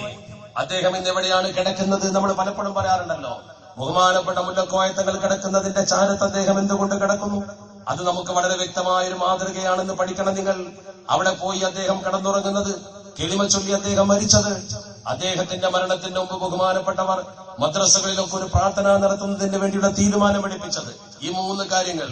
ഒരു പ്രാർത്ഥനാ ദിനം നമ്മളിപ്പോ ആചരിക്കാറുണ്ട്. അവരുടെ ആണ്ടുദിനത്തിൽ ഹമസ കേരള ജംഇയ്യത്തുൽ ഉലമയുടെ വിദ്യാഭ്യാസ ബോർഡിന്റെ യോഗത്തിൽ വന്നുകൊണ്ട് തന്റെ മരണത്തിന്റെ 17 ദിവസം മുമ്പ് ഒരു തീരുമാനമെടുപ്പിച്ചുകൊണ്ട് സമത്വയുടെ ഇതുപോലത്തെ ഒരു പ്രാർത്ഥനാ സമ്മേളനം വെച്ചത് ബഹുമാനപ്പെട്ടവരാ.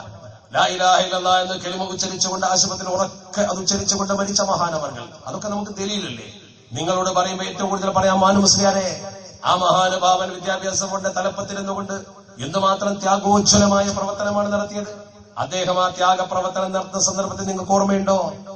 സമസ്ത കേരള ജംഇയ്യത്തുൽ ഉലമയുടെ ജീവസുറ്റ ഘടകമാകുന്ന നമ്മുടെ വിദ്യാഭ്യാസ ബോർഡിന്റെ ഉപഘടകമാകുന്ന ജംഇയ്യത്തുൽ മുഅല്ലിമീൻ ഖൈറുകും മൻ തഅല്ലമൽ ഖുർആന വഅല്ലമഹു എന്ന് അല്ലാഹുവിന്റെ വിശുദ്ധ ഖുർആൻ പഠിപ്പിച്ച, വിശുദ്ധ പ്രവാചകർ പഠിപ്പിച്ച വിശുദ്ധ ഖുർആൻ പഠിപ്പിക്കുന്ന ഒരു ജനസമൂഹം. ആ ജനസമൂഹത്തിന്റെ സമ്മേളനം കോഴിക്കോട്ട് നടക്കുന്നു. ആ സമ്മേളനത്തിലേക്ക് അദ്ദേഹം വീട്ടിൽ നിന്ന് പുറപ്പെട്ടു. മഹാനവറുകൾ വീട്ടിൽ നിന്ന് പുറപ്പെടുമ്പോ ആ മഹാനുഭാവൻ ചാപ്പനങ്ങാടി വഴി സിയാറത്ത് ചെയ്തുകൊണ്ടാണ് കോഴിക്കോട്ട് വന്നത്. ചാപ്പനങ്ങാടി വഴി സിയാറത്ത് ചെയ്തുകൊണ്ട് കോഴിക്കോട്ട് വന്നു. വാക്കോട് മൊയ്തീൻകുട്ടി ബസ്സിയോട് ഞാൻ ചോദിച്ച് ബോധ്യപ്പെട്ടതാണ്. വീട്ടിൽ നിന്ന് ഇറങ്ങുമ്പോൾ അദ്ദേഹം ഒരു തോർത്തമുണ്ട് ചോദിച്ചെടുത്തു. അത്രേ, ഒരു തോർത്തമുണ്ട്. ഒരു രണ്ടാമുണ്ട് കൈവശം വെക്കാത്ത മാനു മുസ്ലിയാർ അന്നൊരു തോർത്തമുണ്ട് എടുത്തുകൊണ്ട് വാഹനത്തിന്റെ മുൻഭാഗത്തോടെ വെച്ച് പുതിയ തോർത്തമുണ്ട്. എന്താവശ്യമാണ് അദ്ദേഹം ഉദ്ദേശിച്ചതെങ്കിലും കോഴിക്കോട്ട് വന്നു. സമ്മേളന നഗരിയിൽ അദ്ദേഹം വേദിയിൽ കയറി. സമ്മേളനം നിറകണ്ണുകളോടെ കണ്ടു. രോഗമുണ്ടായിട്ട് പലരും വിലക്കിയിരുന്നു. കോഴിക്കോട്ട് പോക്ക് അംഗീകരിച്ചില്ല. അദ്ദേഹത്തിന് സമ്മേളനം കാണണം. അദ്ദേഹം സമ്മേളനത്തിന്റെ വേദിയിൽ കടന്നു. നിങ്ങൾക്ക് ഓർമ്മയില്ലേ? സമ്മേളനത്തിന്റെ വേദിയിൽ കയറി നിന്നു മാത്രമല്ല, എല്ലാം ഭംഗിയായി കണ്ടു. ആ സമ്മേളനത്തിന്റെ പ്രസക്ത ഭാഗങ്ങളൊക്കെ നടന്നു. ഉദ്ഘാടന പ്രസംഗം നടന്നു, അധ്യക്ഷ പ്രസംഗം നടന്നു, മുഖ്യപ്രഭാഷണം നടന്നു, സമസ്തയുടെ അവാർഡ് ദാനം എല്ലാം കഴിഞ്ഞു. ആളുകൾ പിരിഞ്ഞു പോകാതെ കാത്തു നിൽക്കുന്നു. പ്രധാന പ്രസംഗങ്ങൾ, ആലിമീങ്ങളുടെ പ്രസംഗങ്ങൾ മുഴുവൻ കഴിഞ്ഞു. ആ സന്ദർഭത്തിൽ ആളുകൾ നിറകണ്ണുകളോടെ നോക്കി നിൽക്കുന്ന സന്ദർഭത്തിൽ അദ്ദേഹം എഴുന്നേറ്റു. അദ്ദേഹം സ്റ്റേജിൽ നിന്നിറങ്ങി. വേദന കൂടി. സമ്മേളനത്തിന്റെ ഭാഗമായി ഒരുക്കി വെച്ചിരുന്ന ആംബുലൻസിലേക്ക് അദ്ദേഹം കടന്നു. അദ്ദേഹം കെലിമ ഉറക്കെ ചൊല്ലി ആളുകൾ കണ്ടു.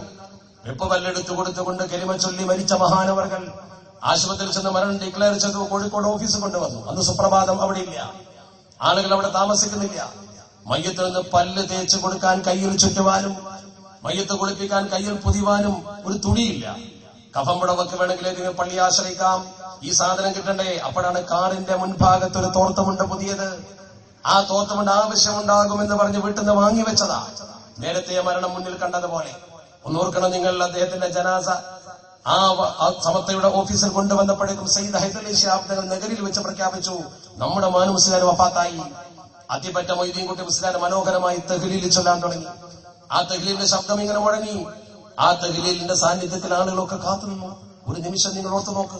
സമ്മേളനത്തിന്റെ മുമ്പ് അദ്ദേഹം മരിച്ചിരുന്നുവെങ്കിൽ ലക്ഷങ്ങൾ ചെലവഴിച്ച് സമ്മേളനം വെറുതെയാവും. സമ്മേളനത്തിന്റെ മധ്യത്തിൽ വെച്ച് മരിച്ചാൽ സമ്മേളനം കലങ്ങും.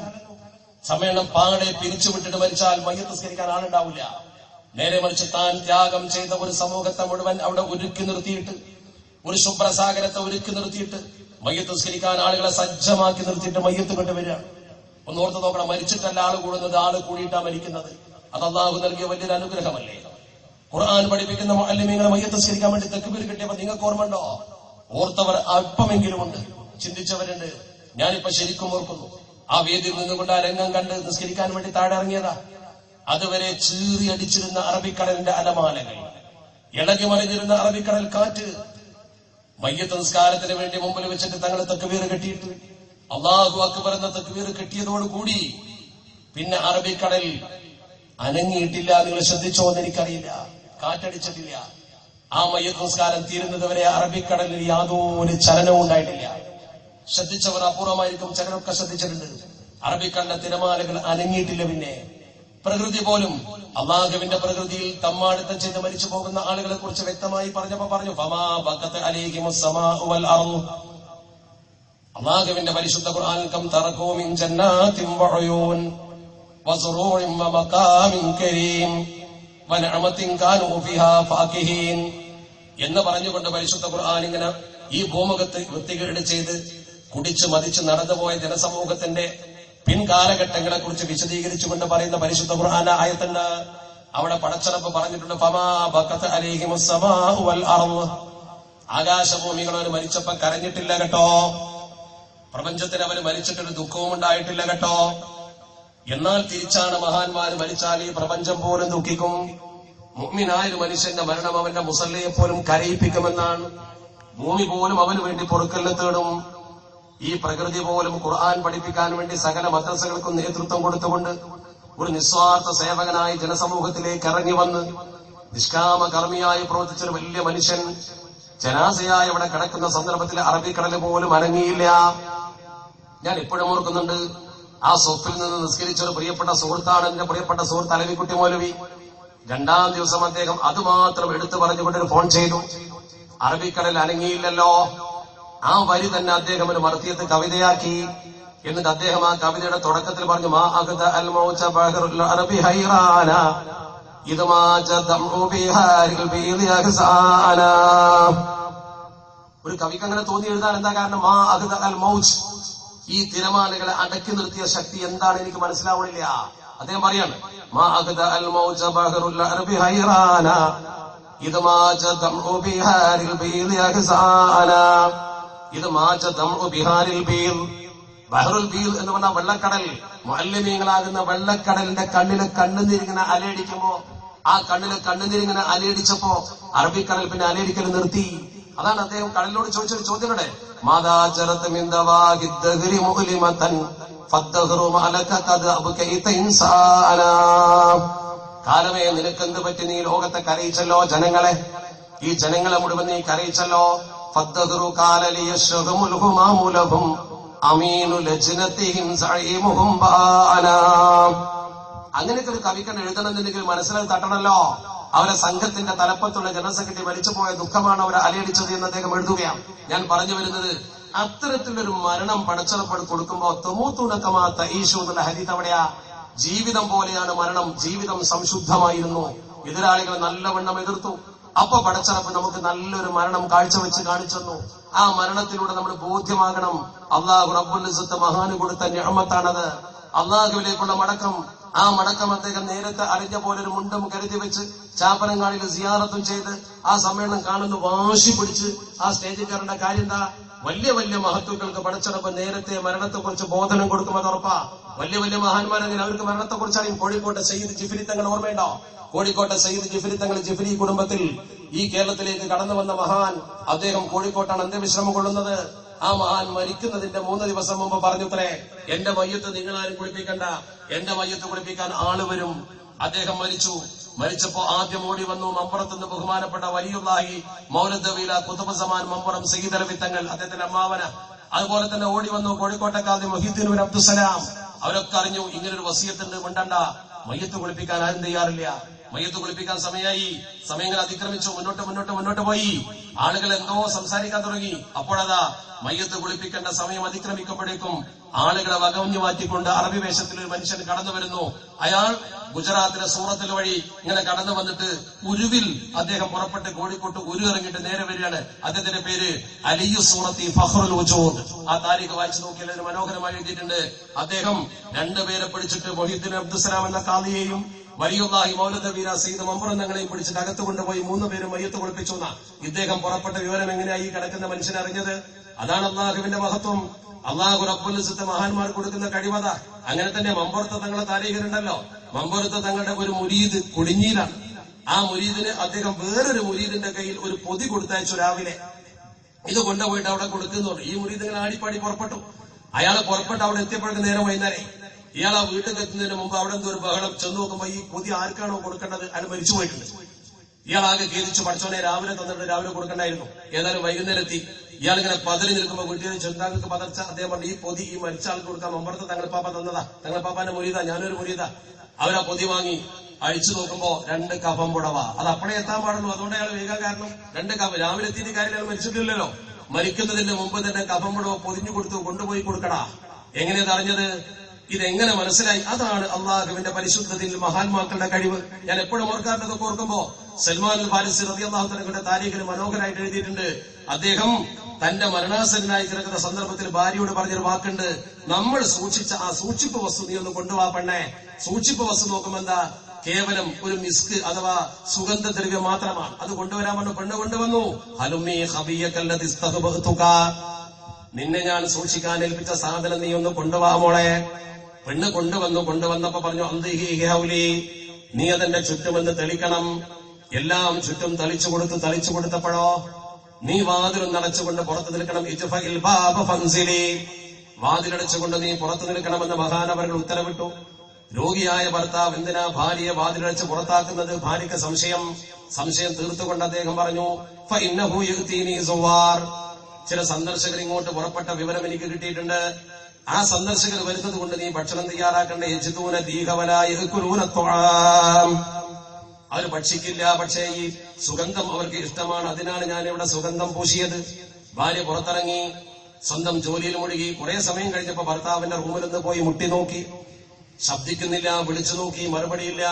ബേജാറായി വാതിലങ്ങ് തള്ളി തുറന്ന് ഫലമ്മ ദഖലത്ത് ബഅദഹീൻ, അല്പനേരം കഴിഞ്ഞപ്പോ തള്ളി തുറന്ന് അകത്ത് കടന്നപ്പോൾ ഫഇദാ റൂഹുൽ മുബാറക ഖദ് ഫാറഖത് ജസദഹു വദുനിയാഹു, ആത്മാവ് ആ തടി വിട്ടുകൊണ്ട് ദുന്യാവ് വിട്ടുകൊണ്ട് പോയിരിക്കുന്നു.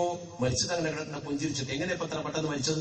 അത്ര മരിക്കാൻ മാത്രം രോഗമൊന്നും ഉണ്ടായിരുന്നില്ല. ഈ മലക്കുൽ മൗത്ത് വരുടെ വിവരം എങ്ങനെ അറിഞ്ഞത്? അതെങ്ങനെ നേരത്തെ മനസ്സിലായത്? അത് അള്ളാഹു മഹത്തുക്കൾ കൊടുക്കുന്ന ഏറ്റവും വലിയ കഴിവാ. സമത്തയുടെ ആലിമ്യങ്ങൾക്കൊക്കെ അത് ഉണ്ടായിട്ടുണ്ടെന്ന് ഞാൻ പറയുന്നത്. മാനമുസ്ലിയാർ ഒരുങ്ങി തയ്യാറായി കോഴിക്കോട്ടേക്ക് പോയത് എന്തിനാ? അങ്ങനെ ഒന്നുണ്ട് എന്ന് അദ്ദേഹത്തിന് അന്ന് മരിക്കുമെന്ന ഉറപ്പ് അദ്ദേഹത്തിന് കിട്ടിയിട്ടുണ്ട്. അള്ളാഹു പരിശുദ്ധ ഖുർആനിൽ പറഞ്ഞിട്ടുണ്ട്, അല്ലദീന തതവഫാഹുമുൽ മലായികത്തു ത്വയ്യിബീൻ യഖൂലൂന സലാമുൻ അലൈക്കും ഉദ്ഖുലുൽ ജന്നത ബിമാ കുൻതും തഅമലൂൻ. മലക്കുകൾ നേരിട്ടിറങ്ങി വന്നുകൊണ്ട് റൗഹും റൈഹാനും ഇട്ടുകൊണ്ട് സന്തോഷത്തിന്റെ വചനങ്ങൾ പറഞ്ഞുകൊണ്ട് സ്വർഗം കാണിച്ചു കൊടുത്തുകൊണ്ട് സജ്ജനങ്ങളെ കൊണ്ടുപോകുന്ന രംഗമുണ്ട് ഖുർആനിൽ. ഹാഫിദ് ഇബ്നു കസീർ തങ്ങൾ ഉദ്ധരിച്ച അതിന്റെ തഫ്സീർ ഒന്ന് വായിച്ചാൽ ബോധ്യമാകും ശരിക്ക്. അങ്ങനത്തെ മഹാമനസ്കരായ മഹാന്മാർ, അവർക്ക് ശരിക്ക് പടച്ചിറപ്പ് കൊടുക്കുന്ന കൗതുകകരമായ മരണമാണത്. അൽ മൗത്ത് തുഹ്ഫത്തുൽ മുഅ്മിൻ എന്ന് പറയാൻ കാരണം അതാണ്. വൈകുന്നേരം വരെ പണിയെടുത്ത് കൂലിക്ക് പോകുന്ന മനുഷ്യന് സന്തോഷമുണ്ട്. ഭൂമിയിൽ ഇബാദത്ത് ചെയ്ത് മരിക്കുന്ന മനുഷ്യന് കൂലി വാങ്ങാൻ പോകുമ്പോഴുള്ള സന്തോഷം മരിക്കുമ്പോഴുണ്ടാകും. ആ കൂലിയുടെ ഒരു ഭാഗമാകുന്ന സ്വർഗത്തിന്റെ ഫോട്ടോ കാണുമ്പോൾ സന്തോഷിച്ച് മരിച്ചു പോകും. എന്തൊരു സന്തോഷമാണത്! ആ സന്തോഷത്തെക്കുറിച്ചൊക്കെ ഹദീസിൽ വിശദീകരിച്ച് പറഞ്ഞിട്ടുണ്ട്. നല്ല മരണം ആക്കിബത്ത് നന്നായി കിട്ടിയാൽ സന്തോഷത്തോടെ മരിക്കാൻ കഴിയും. പടച്ചിറപ്പ് നമ്മുടെ ആക്കിബത്ത് നന്നാക്കി തെരുമാറാവട്ടെ. ഒക്കെ മരിച്ചുകൊണ്ട് ആൾക്കാരല്ലേ നമ്മുടെ ആലിമികളൊക്കെ. ഉമർ അലി ശിഹാബ് തങ്ങൾ മരിക്കുന്നതിന്റെ 2 ദിവസം മുമ്പ് വീട്ടിലെ പണിക്കാരനെ കൊണ്ട് തൊട്ടപ്പുറത്തുള്ള പറമ്പിലെ പുല്ല് ചെത്തിച്ചില്ലേ? പണിക്കാരൻ ചോദിച്ചില്ലേ, തങ്ങളെ ചെത്താനാകാതെ എന്തിനപ്പം ചെത്തുന്നത്? നീ അത് ചെത്തിക്കോ, അതുകൊണ്ട് ഉപകാരം ഉണ്ടാകും. അവിടെയാണ് മയ്യത്ത് നിസ്കരിക്കാൻ ആള് നിന്നത്. തങ്ങൾക്ക് ബോധ്യമായി എന്റെ മരണം ഇതാ അടുത്തിരിക്കുന്നു. 2 ദിവസം മുമ്പാണ് നിർബന്ധിച്ച് ചെത്തിക്കുന്നത്. ഓർക്ക് നമ്മൾ എപ്പോഴും പറയല്ലേ, പാർനൂർ ഉസ്താദ് മരിക്കുന്നതിന്റെ തലേ ദിവസമാണ് വളരെ മനോഹരമായി തന്റെ ഭാര്യയുടെ മുഖത്ത് നോക്കിയിട്ട് അള്ളാഹുവിന്റെ വിശുദ്ധ ഖുർആനിലെ വചനമോദിയത്. فَأَمَّا بِيَضَّتْ وُجُوهُهُمْ فَفِي رَحْمَةِ اللَّهِ هُمْ فِيهَا خَالِدُونَ. ഈ ആയത്ത് കുളിപ്പിച്ചുകൊണ്ടിരിക്കുന്ന ഭാര്യയോട് തോർത്തി കൊടുക്കുമ്പോ ഓതി മുഖത്ത് നോക്കിയിട്ട് മക്കൾ കേട്ടു. മക്കൾ കൃത്യമായി പറയുന്നു, ഈ ആയത്ത് ബാപ്പ ആവർത്തിച്ചോതി. അള്ളാഹുവിന്റെ പരിശുദ്ധ ഖുർആൻ ഉദ്ധരിച്ച സ്വർഗവാസികളുടെ സന്തോഷകരമായ മുഖത്തിന്റെ എടുപ്പ്. فَأَمَّا الَّذِينَ بِيَضَّتْ وُجُوهُهُمْ فَفِي رَحْمَةِ اللَّهِ هُمْ فِيهَا خَالِدُونَ. പലതവണ ഓതി. അത് ഓതി 24 മണിക്കൂർ കഴിഞ്ഞപ്പോ മയ്യത്താ കൊണ്ടുവന്ന് കിടത്തിയത്. 24 മണിക്കൂർ കഴിഞ്ഞപ്പോഴേക്കും മയ്യത്തായി. ഓർക്കണം നിങ്ങള്. അപ്പൊ അവരൊക്കെ പരലോകത്തേക്ക് പോകും മുമ്പ് വിഷയങ്ങൾ മനസ്സിലാക്കിയവരും അള്ളാഹുവിലേക്ക് മുന്നിട്ടിറങ്ങിയവരുമാണ്. അങ്ങനത്തെ നേതാക്കളാണ് നമ്മുടെ മുമ്പിലുള്ളത്. ആ മഹാന്മാരായ നേതാക്കൾ, അത്തരം നേതാക്കൾ വളർത്തിക്കൊണ്ടുവന്ന പ്രസ്ഥാനമാ. അവർ ഈ സമൂഹത്തിൽ അച്ചടക്ക നടപടികളെടുക്കും. നിങ്ങൾക്കറിയോ, സമത്വ കേരള ജംഇയ്യത്തുലമയ്ക്ക് എത്ര വലിയ വലിയ മഹത്തുക്കൾ ഉണ്ടായിരുന്നു? ബി കുട്ടി ഹസനാജി ആരായിരുന്നു? സമത്വ കേരള ജംഇയ്യത്തുലമയുടെ തലപ്പത്ത് സുന്നി യുവജന സംഘത്തെ കെട്ടിപ്പടുത്ത് ഒരു പത്രത്തിന്റെ ഡിക്ലറേഷൻ പോലും വാങ്ങിയിട്ട് സുന്നത്ത് ജമാഅത്തിന് പടപൊരുതിയ വലിയ ധീരനായ മനുഷ്യനായിരുന്നു. ഒരു നിമിഷത്തിൽ അദ്ദേഹത്തെ സമത്വ കേരള ജംഇയ്യത്തുലമ മാറ്റി നിർത്തേണ്ടി വന്നു. സമത്വ കേരള ജംഇയ്യത്തുലമ അദ്ദേഹത്തെ മാറ്റി നിർത്തി. നമ്മൾ എന്ത് ചെയ്യാണ്? ബി കുട്ടി ഹസനാജിയുടെ കഴിവിന് ആർക്കെങ്കിലും വരെ തർക്കമുണ്ടോ? നൂരിഷാരായിരുന്നു പട്ടിക്കാട് ജാമിയ നൂരിയുടെ പേര് പോലും നോക്ക് നിങ്ങൾ. അദ്ദേഹം സമത്വ കേരള ജംഇയ്യത്തുലമക്ക് ഒപ്പം നിന്നാണല്ലേ. ഒരു സന്നിഗ്ധ ഘട്ടത്തിൽ അദ്ദേഹത്തിന്റെ പ്രവർത്തനത്തിൽ സമത്വ കേരള ജംഇയ്യത്തുലമക്ക് അഭിപ്രായ വ്യത്യാസം ഉണ്ടാവുകയും മാറ്റി നിർത്തി സമത്വ കേരള ജംഇയ്യത്തുലമ മുന്നോട്ട് പോവുകയും ചെയ്തു. ഖേദമുള്ള ആളുകൾ ഉണ്ടാവും, വ്യക്തിബന്ധങ്ങൾ ധാരാളം ഉണ്ടാകും. ഞാൻ പറഞ്ഞു വരുന്നത്, ഒരു പ്രസ്ഥാനം എന്ന് പറയുമ്പോൾ പ്രസ്ഥാനത്തിന്റെ നിയമവും ചട്ടവും നമ്മൾ അംഗീകരിക്കണം. ഞാനായാൽ പോലും പ്രസ്ഥാനത്തിന്റെ നിയമവും ചട്ടവും അംഗീകരിക്കുക. അല്ലാത്ത വ്യക്തിബന്ധങ്ങൾക്ക് പ്രസക്തി പ്രസ്ഥാനത്തിലില്ല. വൈയക്തിക ബന്ധങ്ങളാകാം. സമത്വ കേരള ജംഇയ്യത്തുലമ ഒരു തീരുമാനമെടുത്താൽ നമ്മൾ അതിന്റെ ഒരു കണ്ണി മാത്രമാണ്. ആ ഒരു ബോധമല്ലേ സംഘടനയുടെ അച്ചടക്കബോധം? അല്ലാതെ സംഘടനാപരമായ അച്ചടക്കബോധമില്ലാതെ, നേതൃ അനുസരണയില്ലാതെ മുസ്ലിം ഉമ്മത്ത് സ്വാർത്ഥ താല്പര്യത്തിന് വേണ്ടി മുന്നോട്ട് പോയാൽ അള്ളാഹുവിന്റെ പരിശുദ്ധത്തിന്റെ പാരമ്പര്യമുണ്ടോ? അള്ളാഹുവിന്റെ പരിശുദ്ധ പ്രവാചകന്റെ പാരമ്പര്യം പേരിയ സ്വഹാബത്ത് ഉമറുൽ ഫാറൂഖ് റളിയല്ലാഹു തആല എത്ര വലിയ ക്രാന്തദർശിയായിരുന്നു. യുദ്ധരംഗത്ത് പടപൊരുതി മുസ്ലിങ്ങൾ ഇങ്ങനെ യർമൂക്കിൽ യുദ്ധം ചെയ്യുന്ന പോലെ, അതുപോലെ തന്നെ നഹാവന്തിൽ യുദ്ധം ചെയ്ത പോലെ ലോകത്ത് ഒരുപാട് യുദ്ധങ്ങൾ മുസ്ലിങ്ങൾ നയിച്ചിട്ടില്ലേ? അതിൽപ്പെട്ട സിറിയൻ യുദ്ധം. അതൊക്കെ ശക്തമായ പോരാട്ടം. റോമൻ ശക്തികൾക്കെതിരെ അതിശക്തമായ പോരാട്ട ഭൂമിയിലേക്കാണ് ഉമർ റളിയല്ലാഹു തആലയുടെ കത്ത് നേരെ കൊടുത്തയച്ചു. എന്താ പ്രശ്നം? അബൂ ഉബൈദ റളിയല്ലാഹു തആലയെ നേതാവാക്കിയിരിക്കുന്നു, ഖാലിദിനെ പിൻവലിച്ചിരിക്കുന്നു. എന്താ ഖാലിദിന്റെ കയ്യിലെ പ്രശ്നം? ഉമർ റളിയല്ലാഹു തആലയെ അറിയാം. ആരും ചോദിച്ചില്ല. ഖാലിദ് ഇബ്നുൽ വലീദ് റളിയല്ലാഹു തആല ഇസ്ലാമിന്റെ പടക്കുതിരയാണ്. ആരാ ഖാലിദ്? ഖാലിദിന്റെ ധീരത എന്താ? ആ ഖാലിദിനെ ബഹുമാനപ്പെട്ട ഉമർ ഫാറൂഖ് റളിയല്ലാഹു തആല പിൻവലിച്ചു. എന്നിട്ട് അബൂ ഉബൈദ റളിയല്ലാഹു തആല പോസ്റ്റ് ചെയ്തു. പക്ഷേ അബൂ ഉബൈദ റളിയല്ലാഹു തആല മാന്യത കൊണ്ട് കത്തപ്പ കൊടുത്തില്ല. അദ്ദേഹം കത്ത് കയ്യിൽ വെച്ചു. കയ്യിൽ വെച്ച് കഴിഞ്ഞതിന് ശേഷം യുദ്ധം കഴിഞ്ഞു വിജയിച്ചു. യുദ്ധത്തിന്റെ വിജയം വിലയിരുത്തുന്ന സന്തോഷഘട്ടത്തിൽ കത്തെടുത്തിട്ട് കൊടുത്തു. അപ്പോ ഏതാനും മണിക്കൂറുകൾ മുമ്പ് ഖാലിദിന്റെ സ്ഥാനം പോയിട്ടുണ്ട്. ഖാലിദ് ചോദിച്ചു, എന്തുകൊണ്ട് നിങ്ങൾ നേരത്തെ ഇത് അറിയിച്ചില്ല? എന്തുകൊണ്ട് നിങ്ങൾ എനിക്കിത് നേരത്തെ പറഞ്ഞു തന്നില്ല? എന്തുകൊണ്ട് നിയമത്തഹ്ബിറിനി എന്തുകൊണ്ട് എന്നോട് വയ്യ ജാഅക്കൽ കിതാബ്, ഈ കത്ത് നിങ്ങളടുത്ത് വന്നിട്ട് നിങ്ങൾ എന്തുകൊണ്ട് എന്നോട് പറഞ്ഞില്ല? അതിന് ബഹുമാനപ്പെട്ട അബൂബൈദ തങ്ങൾ പറഞ്ഞ മറുപടി, അദ്ദേഹത്തിന് നേതൃത്വം കിട്ടിയിട്ടില്ലോ. ആ നേതൃത്വം വെച്ചുകൊണ്ട് യുദ്ധത്തിന്റെ വിജയം എന്റേതാക്കാൻ അദ്ദേഹം ശ്രമിച്ചില്ല. ലാ ലിദ്ദുന്യാ നഅമൽ, നമ്മൾ ഈ പണിയെടുക്കുന്നത് ദുന്യാവിന് വേണ്ടിയല്ല കേട്ടോ, നമ്മൾ ഈ പണിയെടുക്കുന്നത് ആഖിറത്തിന് വേണ്ടിയാ. അവിടെ നിങ്ങൾ യുദ്ധം ചെയ്താൽ ഞാൻ യുദ്ധം ചെയ്താലും ഒക്കെ കണക്കാ, ജയിച്ചില്ലേ? പക്ഷെ ഖലീഫന്റെ ഉത്തരവ് പാലിക്കാതിരിക്കാൻ പറ്റില്ല. നിങ്ങൾ നേതാവാണ് എന്ന് ഞാൻ തീരുമാനിച്ചാൽ ഇപ്പൊ പറ്റൂല, കാരണം ഞാനാ നേതാവ്, അത് ഞാൻ ഏറ്റെടുക്കേണ്ടി വന്നത് കൊണ്ട് മാത്രം ഏറ്റെടുക്കുന്നു എന്ന് പറഞ്ഞ മഹാനായ അബൂ ഉബൈദ റളിയല്ലാഹു തആല ഇവിടെ ഖാലിദ് കുറവുള്ള ആളല്ലല്ലോ. ഇസ്ലാമിക സമൂഹത്തെ സംബന്ധിച്ചിടത്തോളം നേതാവ് ഒരു തീരുമാനമെടുത്താൽ തീർന്നു. അതല്ല ഇസ്ലാമിന്റെ കാഴ്ചപ്പാട്. സിദ്ദീഖുൽ അക്ബർ റളിയല്ലാഹു തആല ഖലീഫയായി നിൽക്കുന്ന സമയത്ത് സിദ്ദീഖുൽ അക്ബർ തങ്ങളെ ബൈഅത്ത് ചെയ്യാത്ത ആളുകൾ ഉണ്ടായല്ലോ. പിൽക്കാലത്ത് അവർ ബൈഅത്ത് ചെയ്തല്ലോ. ആ ബൈഅത്ത് ചെയ്തവരിൽപ്പെട്ട ഒരാളെ അള്ളാഹുവിന്റെ പരിശുദ്ധ ദീൻ ഇസ്ലാമിന്റെ പടക്കളത്തിലെ നേതാവാക്കാൻ വേണ്ടി സിദ്ദീഖുൽ അക്ബർ തങ്ങൾ തീരുമാനിച്ചപ്പോ പറ്റില്ല എന്ന് പറഞ്ഞു ഉമർ റളിയല്ലാഹു തആല വന്നപ്പോ മാറ്റിയ ചരിത്രമുണ്ടല്ലോ ഇസ്ലാമിലെ. ഞാൻ ദീർഘിച്ച് പറയാൻ ആഗ്രഹിക്കുന്നില്ല. അപ്പൊ നമ്മൾ മനസ്സിലാക്കേണ്ടത്, ഇസ്ലാമിക ഉമ്മത്തിന്റെ ചരിത്രത്തിൽ മുസ്ലിം ഉമ്മത്തിന്റെ വിജയം എപ്പോഴും നേതൃത്വത്തോടൊപ്പം നിന്നപ്പെടാം. നേതൃത്വത്തെ അനുസരിച്ചുകൊണ്ട് മുന്നോട്ട് പോകലാണ് മുസ്ലിം ഉമ്മത്തിന്റെ കടമ. ഒരു പള്ളി തന്നെ ചുട്ടരിക്കാൻ അള്ളാഹുവിന്റെ ദീൻ കൽപ്പിച്ചത് എന്തുകൊണ്ടാ? പള്ളി നിർമ്മാണം മോശമായത് കൊണ്ടല്ല. ചുട്ടുകരിക്കാൻ പറഞ്ഞത്. നബി സല്ലല്ലാഹു അലൈഹി വസല്ലം മദീനത്ത് ചെന്നപ്പോ ആദ്യം നിർമ്മിച്ച പള്ളി ഖുബാ. ആ പള്ളിക്ക് തൊട്ടപ്പുറത്ത് ആ ഗോത്രത്തോട് വിദ്വേഷമുള്ള ആളുകൾ വേറൊരു പള്ളി ഉണ്ടാക്കി. ആ പള്ളി ഉണ്ടാക്കിയിട്ട് ഉദ്ഘാടനത്തിന് ക്ഷണിച്ചപ്പോ നബി തങ്ങൾ പറഞ്ഞു വരാം, പക്ഷെ ഇപ്പൊ ഞാൻ തബൂക്ക് യുദ്ധത്തിന്റെ തിരക്കില, യുദ്ധം കഴിഞ്ഞ് വന്നിട്ട് ഞാൻ വരാം. എന്നാൽ യുദ്ധത്തിന് ആളുകൾ പോയി. ഇവര് നബി തങ്ങൾ വരുമെന്നുള്ള ഉറപ്പിന് നേരത്തെ തന്നെ നിസ്കാരം ആരംഭിച്ചു. പിന്നെ നബി തങ്ങൾ യുദ്ധം കഴിഞ്ഞ് തിരിച്ചു വന്നപ്പോൾ വീണ്ടും ക്ഷണിച്ചപ്പോ നബി തങ്ങൾ പോകാൻ തയ്യാറായി. അപ്പോഴാണ് അള്ളാഹുവിന്റെ കൽപ്പന, നബിയെ അവിടെ പോയി നിസ്കരിക്കാൻ പാടില്ല. അത് സദുദ്ദേശത്തോടു കൂടി നിർമ്മിച്ച പള്ളിയല്ല. വല്ലദീന തഖദൂ മസ്ജിദൻ ദിറാറൻ വകുഫറൻ വതഫരീഖൻ ബൈനൽ മുഅ്മിനീൻ വഇർസാദൻ ലിമൻ ഹാറബല്ലാഹ വറസൂലഹു. 4 കാരണമാണ് പരിശുദ്ധ ഖുർആൻ ആ പള്ളിക്ക് പറഞ്ഞ കുറ്റം. ഒന്നെന്താ? വല്ലദീന തഖദൂ മസ്ജിദൻ ദിറാറ, അത് ശല്യത്തിന്റെ പള്ളിയാണ്. അത് നല്ല പള്ളിയല്ല, ശല്യത്തിന്റെ പള്ളിയാണ്. വകുഫറൻ, നിഷേധികളുടെ പള്ളിയാണ്. വതഫരീഖൻ ബൈനൽ മുഅ്മിനീൻ, മുഅ്മിനീങ്ങളെ ഭിന്നിപ്പിക്കാനുണ്ടാക്കിയ പള്ളിയാണ്. വഇർസാദൻ ലിമൻ ഹാറബല്ലാഹ വറസൂലഹു, അള്ളാഹുവിന്റെ പരിശുദ്ധ പ്രവാചകർക്കും എതിര് നിൽക്കുന്ന ആളുകളുടെ കേന്ദ്രമാണത്. അതുകൊണ്ട് നിങ്ങൾ ആ പള്ളി നിസ്കരിക്കരുത്, ലാ തഖും ഫീഹി അബദാ, നിസ്കരിക്കരുത് എന്ന് പറഞ്ഞുവെന്ന് മാത്രമല്ല, നബിയും സഹാബത്തും പോയി പടച്ചവന്റെ കൽപ്പന പ്രകാരം അത് ചുട്ടുകരിച്ചു. നിസ്കരിച്ചു കൊണ്ടിരുന്ന പള്ളി ചുട്ടുകരിച്ചു. അള്ളാഹുവിന്റെ സുജൂദ് ചെയ്ത പള്ളി ചുട്ടുകരിച്ചു. അത് കുപ്പത്തൊട്ടിയാക്കി. എന്തിന്? ഒരുമയാണ് പ്രധാനമെന്ന് പരിശുദ്ധ ദീൻ പഠിപ്പിച്ചു. പള്ളി നിർമ്മാണത്തെ പോലെ നമ്മൾ കാണുന്നത് പുണ്യത്തോടെയാണെങ്കിൽ നിർമ്മിച്ച പള്ളി കത്തിച്ചത് ഒരുമയ്ക്ക് വേണ്ടിയാണ്. അത് മസ്ജിദ് ദിറാറ ആയതുകൊണ്ട് ശല്യമുണ്ടാക്കരുത് മുസ്ലിങ്ങൾക്കിടയിൽ, ഭിന്നതയുണ്ടാക്കരുത് മുസ്ലിങ്ങൾക്കിടയിൽ, ഒന്നിച്ചു നിൽക്കാനാണ് ദീൻ പഠിപ്പിച്ചത്. അതാണ് സമസ്ത കേരള ജംഇയ്യത്തുൽ ഉലമ ഇതുവരെ നമുക്ക് ഓതി തന്ന പാഠം. ആ പാഠത്തിന്റെ അപ്പുറത്തേക്ക് നമ്മൾ പോകാൻ പാടില്ല. നമ്മൾ എന്തിന്റെ പേരിലാണെങ്കിലും ശരി, ഇസ്ലാമിക ഉമ്മത്തിന്റെ സംഘബലം ഒന്നിച്ചു കൊണ്ടുപോകണം. വൈയക്തിക ബന്ധങ്ങളൊക്കെ നിലനിന്നോട്ടെ, നമ്മൾ തമ്മിൽ വൈയക്തിക ബന്ധങ്ങളൊക്കെ ഒരുമിച്ച് നിന്നോട്ടെ, ഒരു കുഴപ്പമില്ല. പക്ഷേ അള്ളാഹുവിന്റെ പരിശുദ്ധ ദീനുൽ ഇസ്ലാം നമുക്ക് പഠിപ്പിച്ചു തന്ന നമ്മുടെ ആലിമീങ്ങൾ സമത്വയുടെ ആലിമീങ്ങളാ. ആ മഹാന്മാര ആലിമീങ്ങളെ ഉൾക്കൊണ്ടുകൊണ്ട് അതിന്റെ പ്രചാരകരും പ്രബോധകരും അപ്പോഴേ വരക്കല മുല്ലക്കോയത്തങ്ങൾ പ്രാർത്ഥിച്ച, അള്ളാഹുവേ അന്ത്യകാലത്ത് ഇതിന്റെ കൂടെ നിൽക്കുന്നവർക്ക് ഇമാം മഹദി തങ്ങളുടെ കൂടെ നിൽക്കാൻ നീ അവസരം കൊടുക്കണേ എന്ന ഒരു പ്രാർത്ഥനയുടെ വരുതിയിൽ നമ്മൾ വരൂ. ആ പ്രാർത്ഥനയുടെ ഉള്ളിൽ നമ്മൾ പെടൂ. ആ ബർക്കത്തല്ല കൂട്ടരെ നമുക്കുള്ളത്. അല്ലാതെ നമുക്കെന്താ ഉള്ളത്? അമല് കുറഞ്ഞ, തഖ്വ കുറഞ്ഞ പാവം നമ്മള്. അന്തമഴമന്നഹബത്ത എന്ന ഹദീസിന്റെ അടിസ്ഥാനത്തിൽ ഈ ആലിമീങ്ങളുള്ള സ്നേഹവും ഈ ഹിദ്മത്തും കാരണം സ്വർഗത്തിൽ പോകുമെന്ന് വിശ്വസിക്കുന്നു. അള്ളാഹു നമ്മളെ അവർക്കൊപ്പം സ്വർഗത്തിൽ കടത്തി തരുമാറാവട്ടെ. ആ ഒരു വിശ്വാസം മാത്രമേ നമ്മുടെ കയ്യിലുള്ളൂ. അതിനുവേണ്ടിയാണ് നമ്മൾ ഈ ഹിദ്മത്തൊക്കെ ചെയ്യുന്നത്. നമുക്ക് ഈ ഹിദ്മത്ത് ചെയ്യാൻ സബത്ത് അവസരം ഉണ്ടാക്കി തന്നില്ലേ ഈ പള്ളിക്ക്, ഈ മദ്രസക്ക്, ഈ ദീനി ഖാദിമീങ്ങൾക്ക്? ആ അവസരം പടച്ചിറപ്പ് നമുക്ക് തന്നു എന്നുള്ളതാ. അതുകൊണ്ട് ഈ അവസരം ശരിക്കും വിനിയോഗിക്കാൻ നമ്മൾ തയ്യാറാകണം. ഞാൻ ദീർഘിച്ച് പറയുന്നില്ല, കുറെ ചരിത്രങ്ങളും കാര്യങ്ങളും ഒക്കെ പറയണമെന്നുണ്ടായിരുന്നു.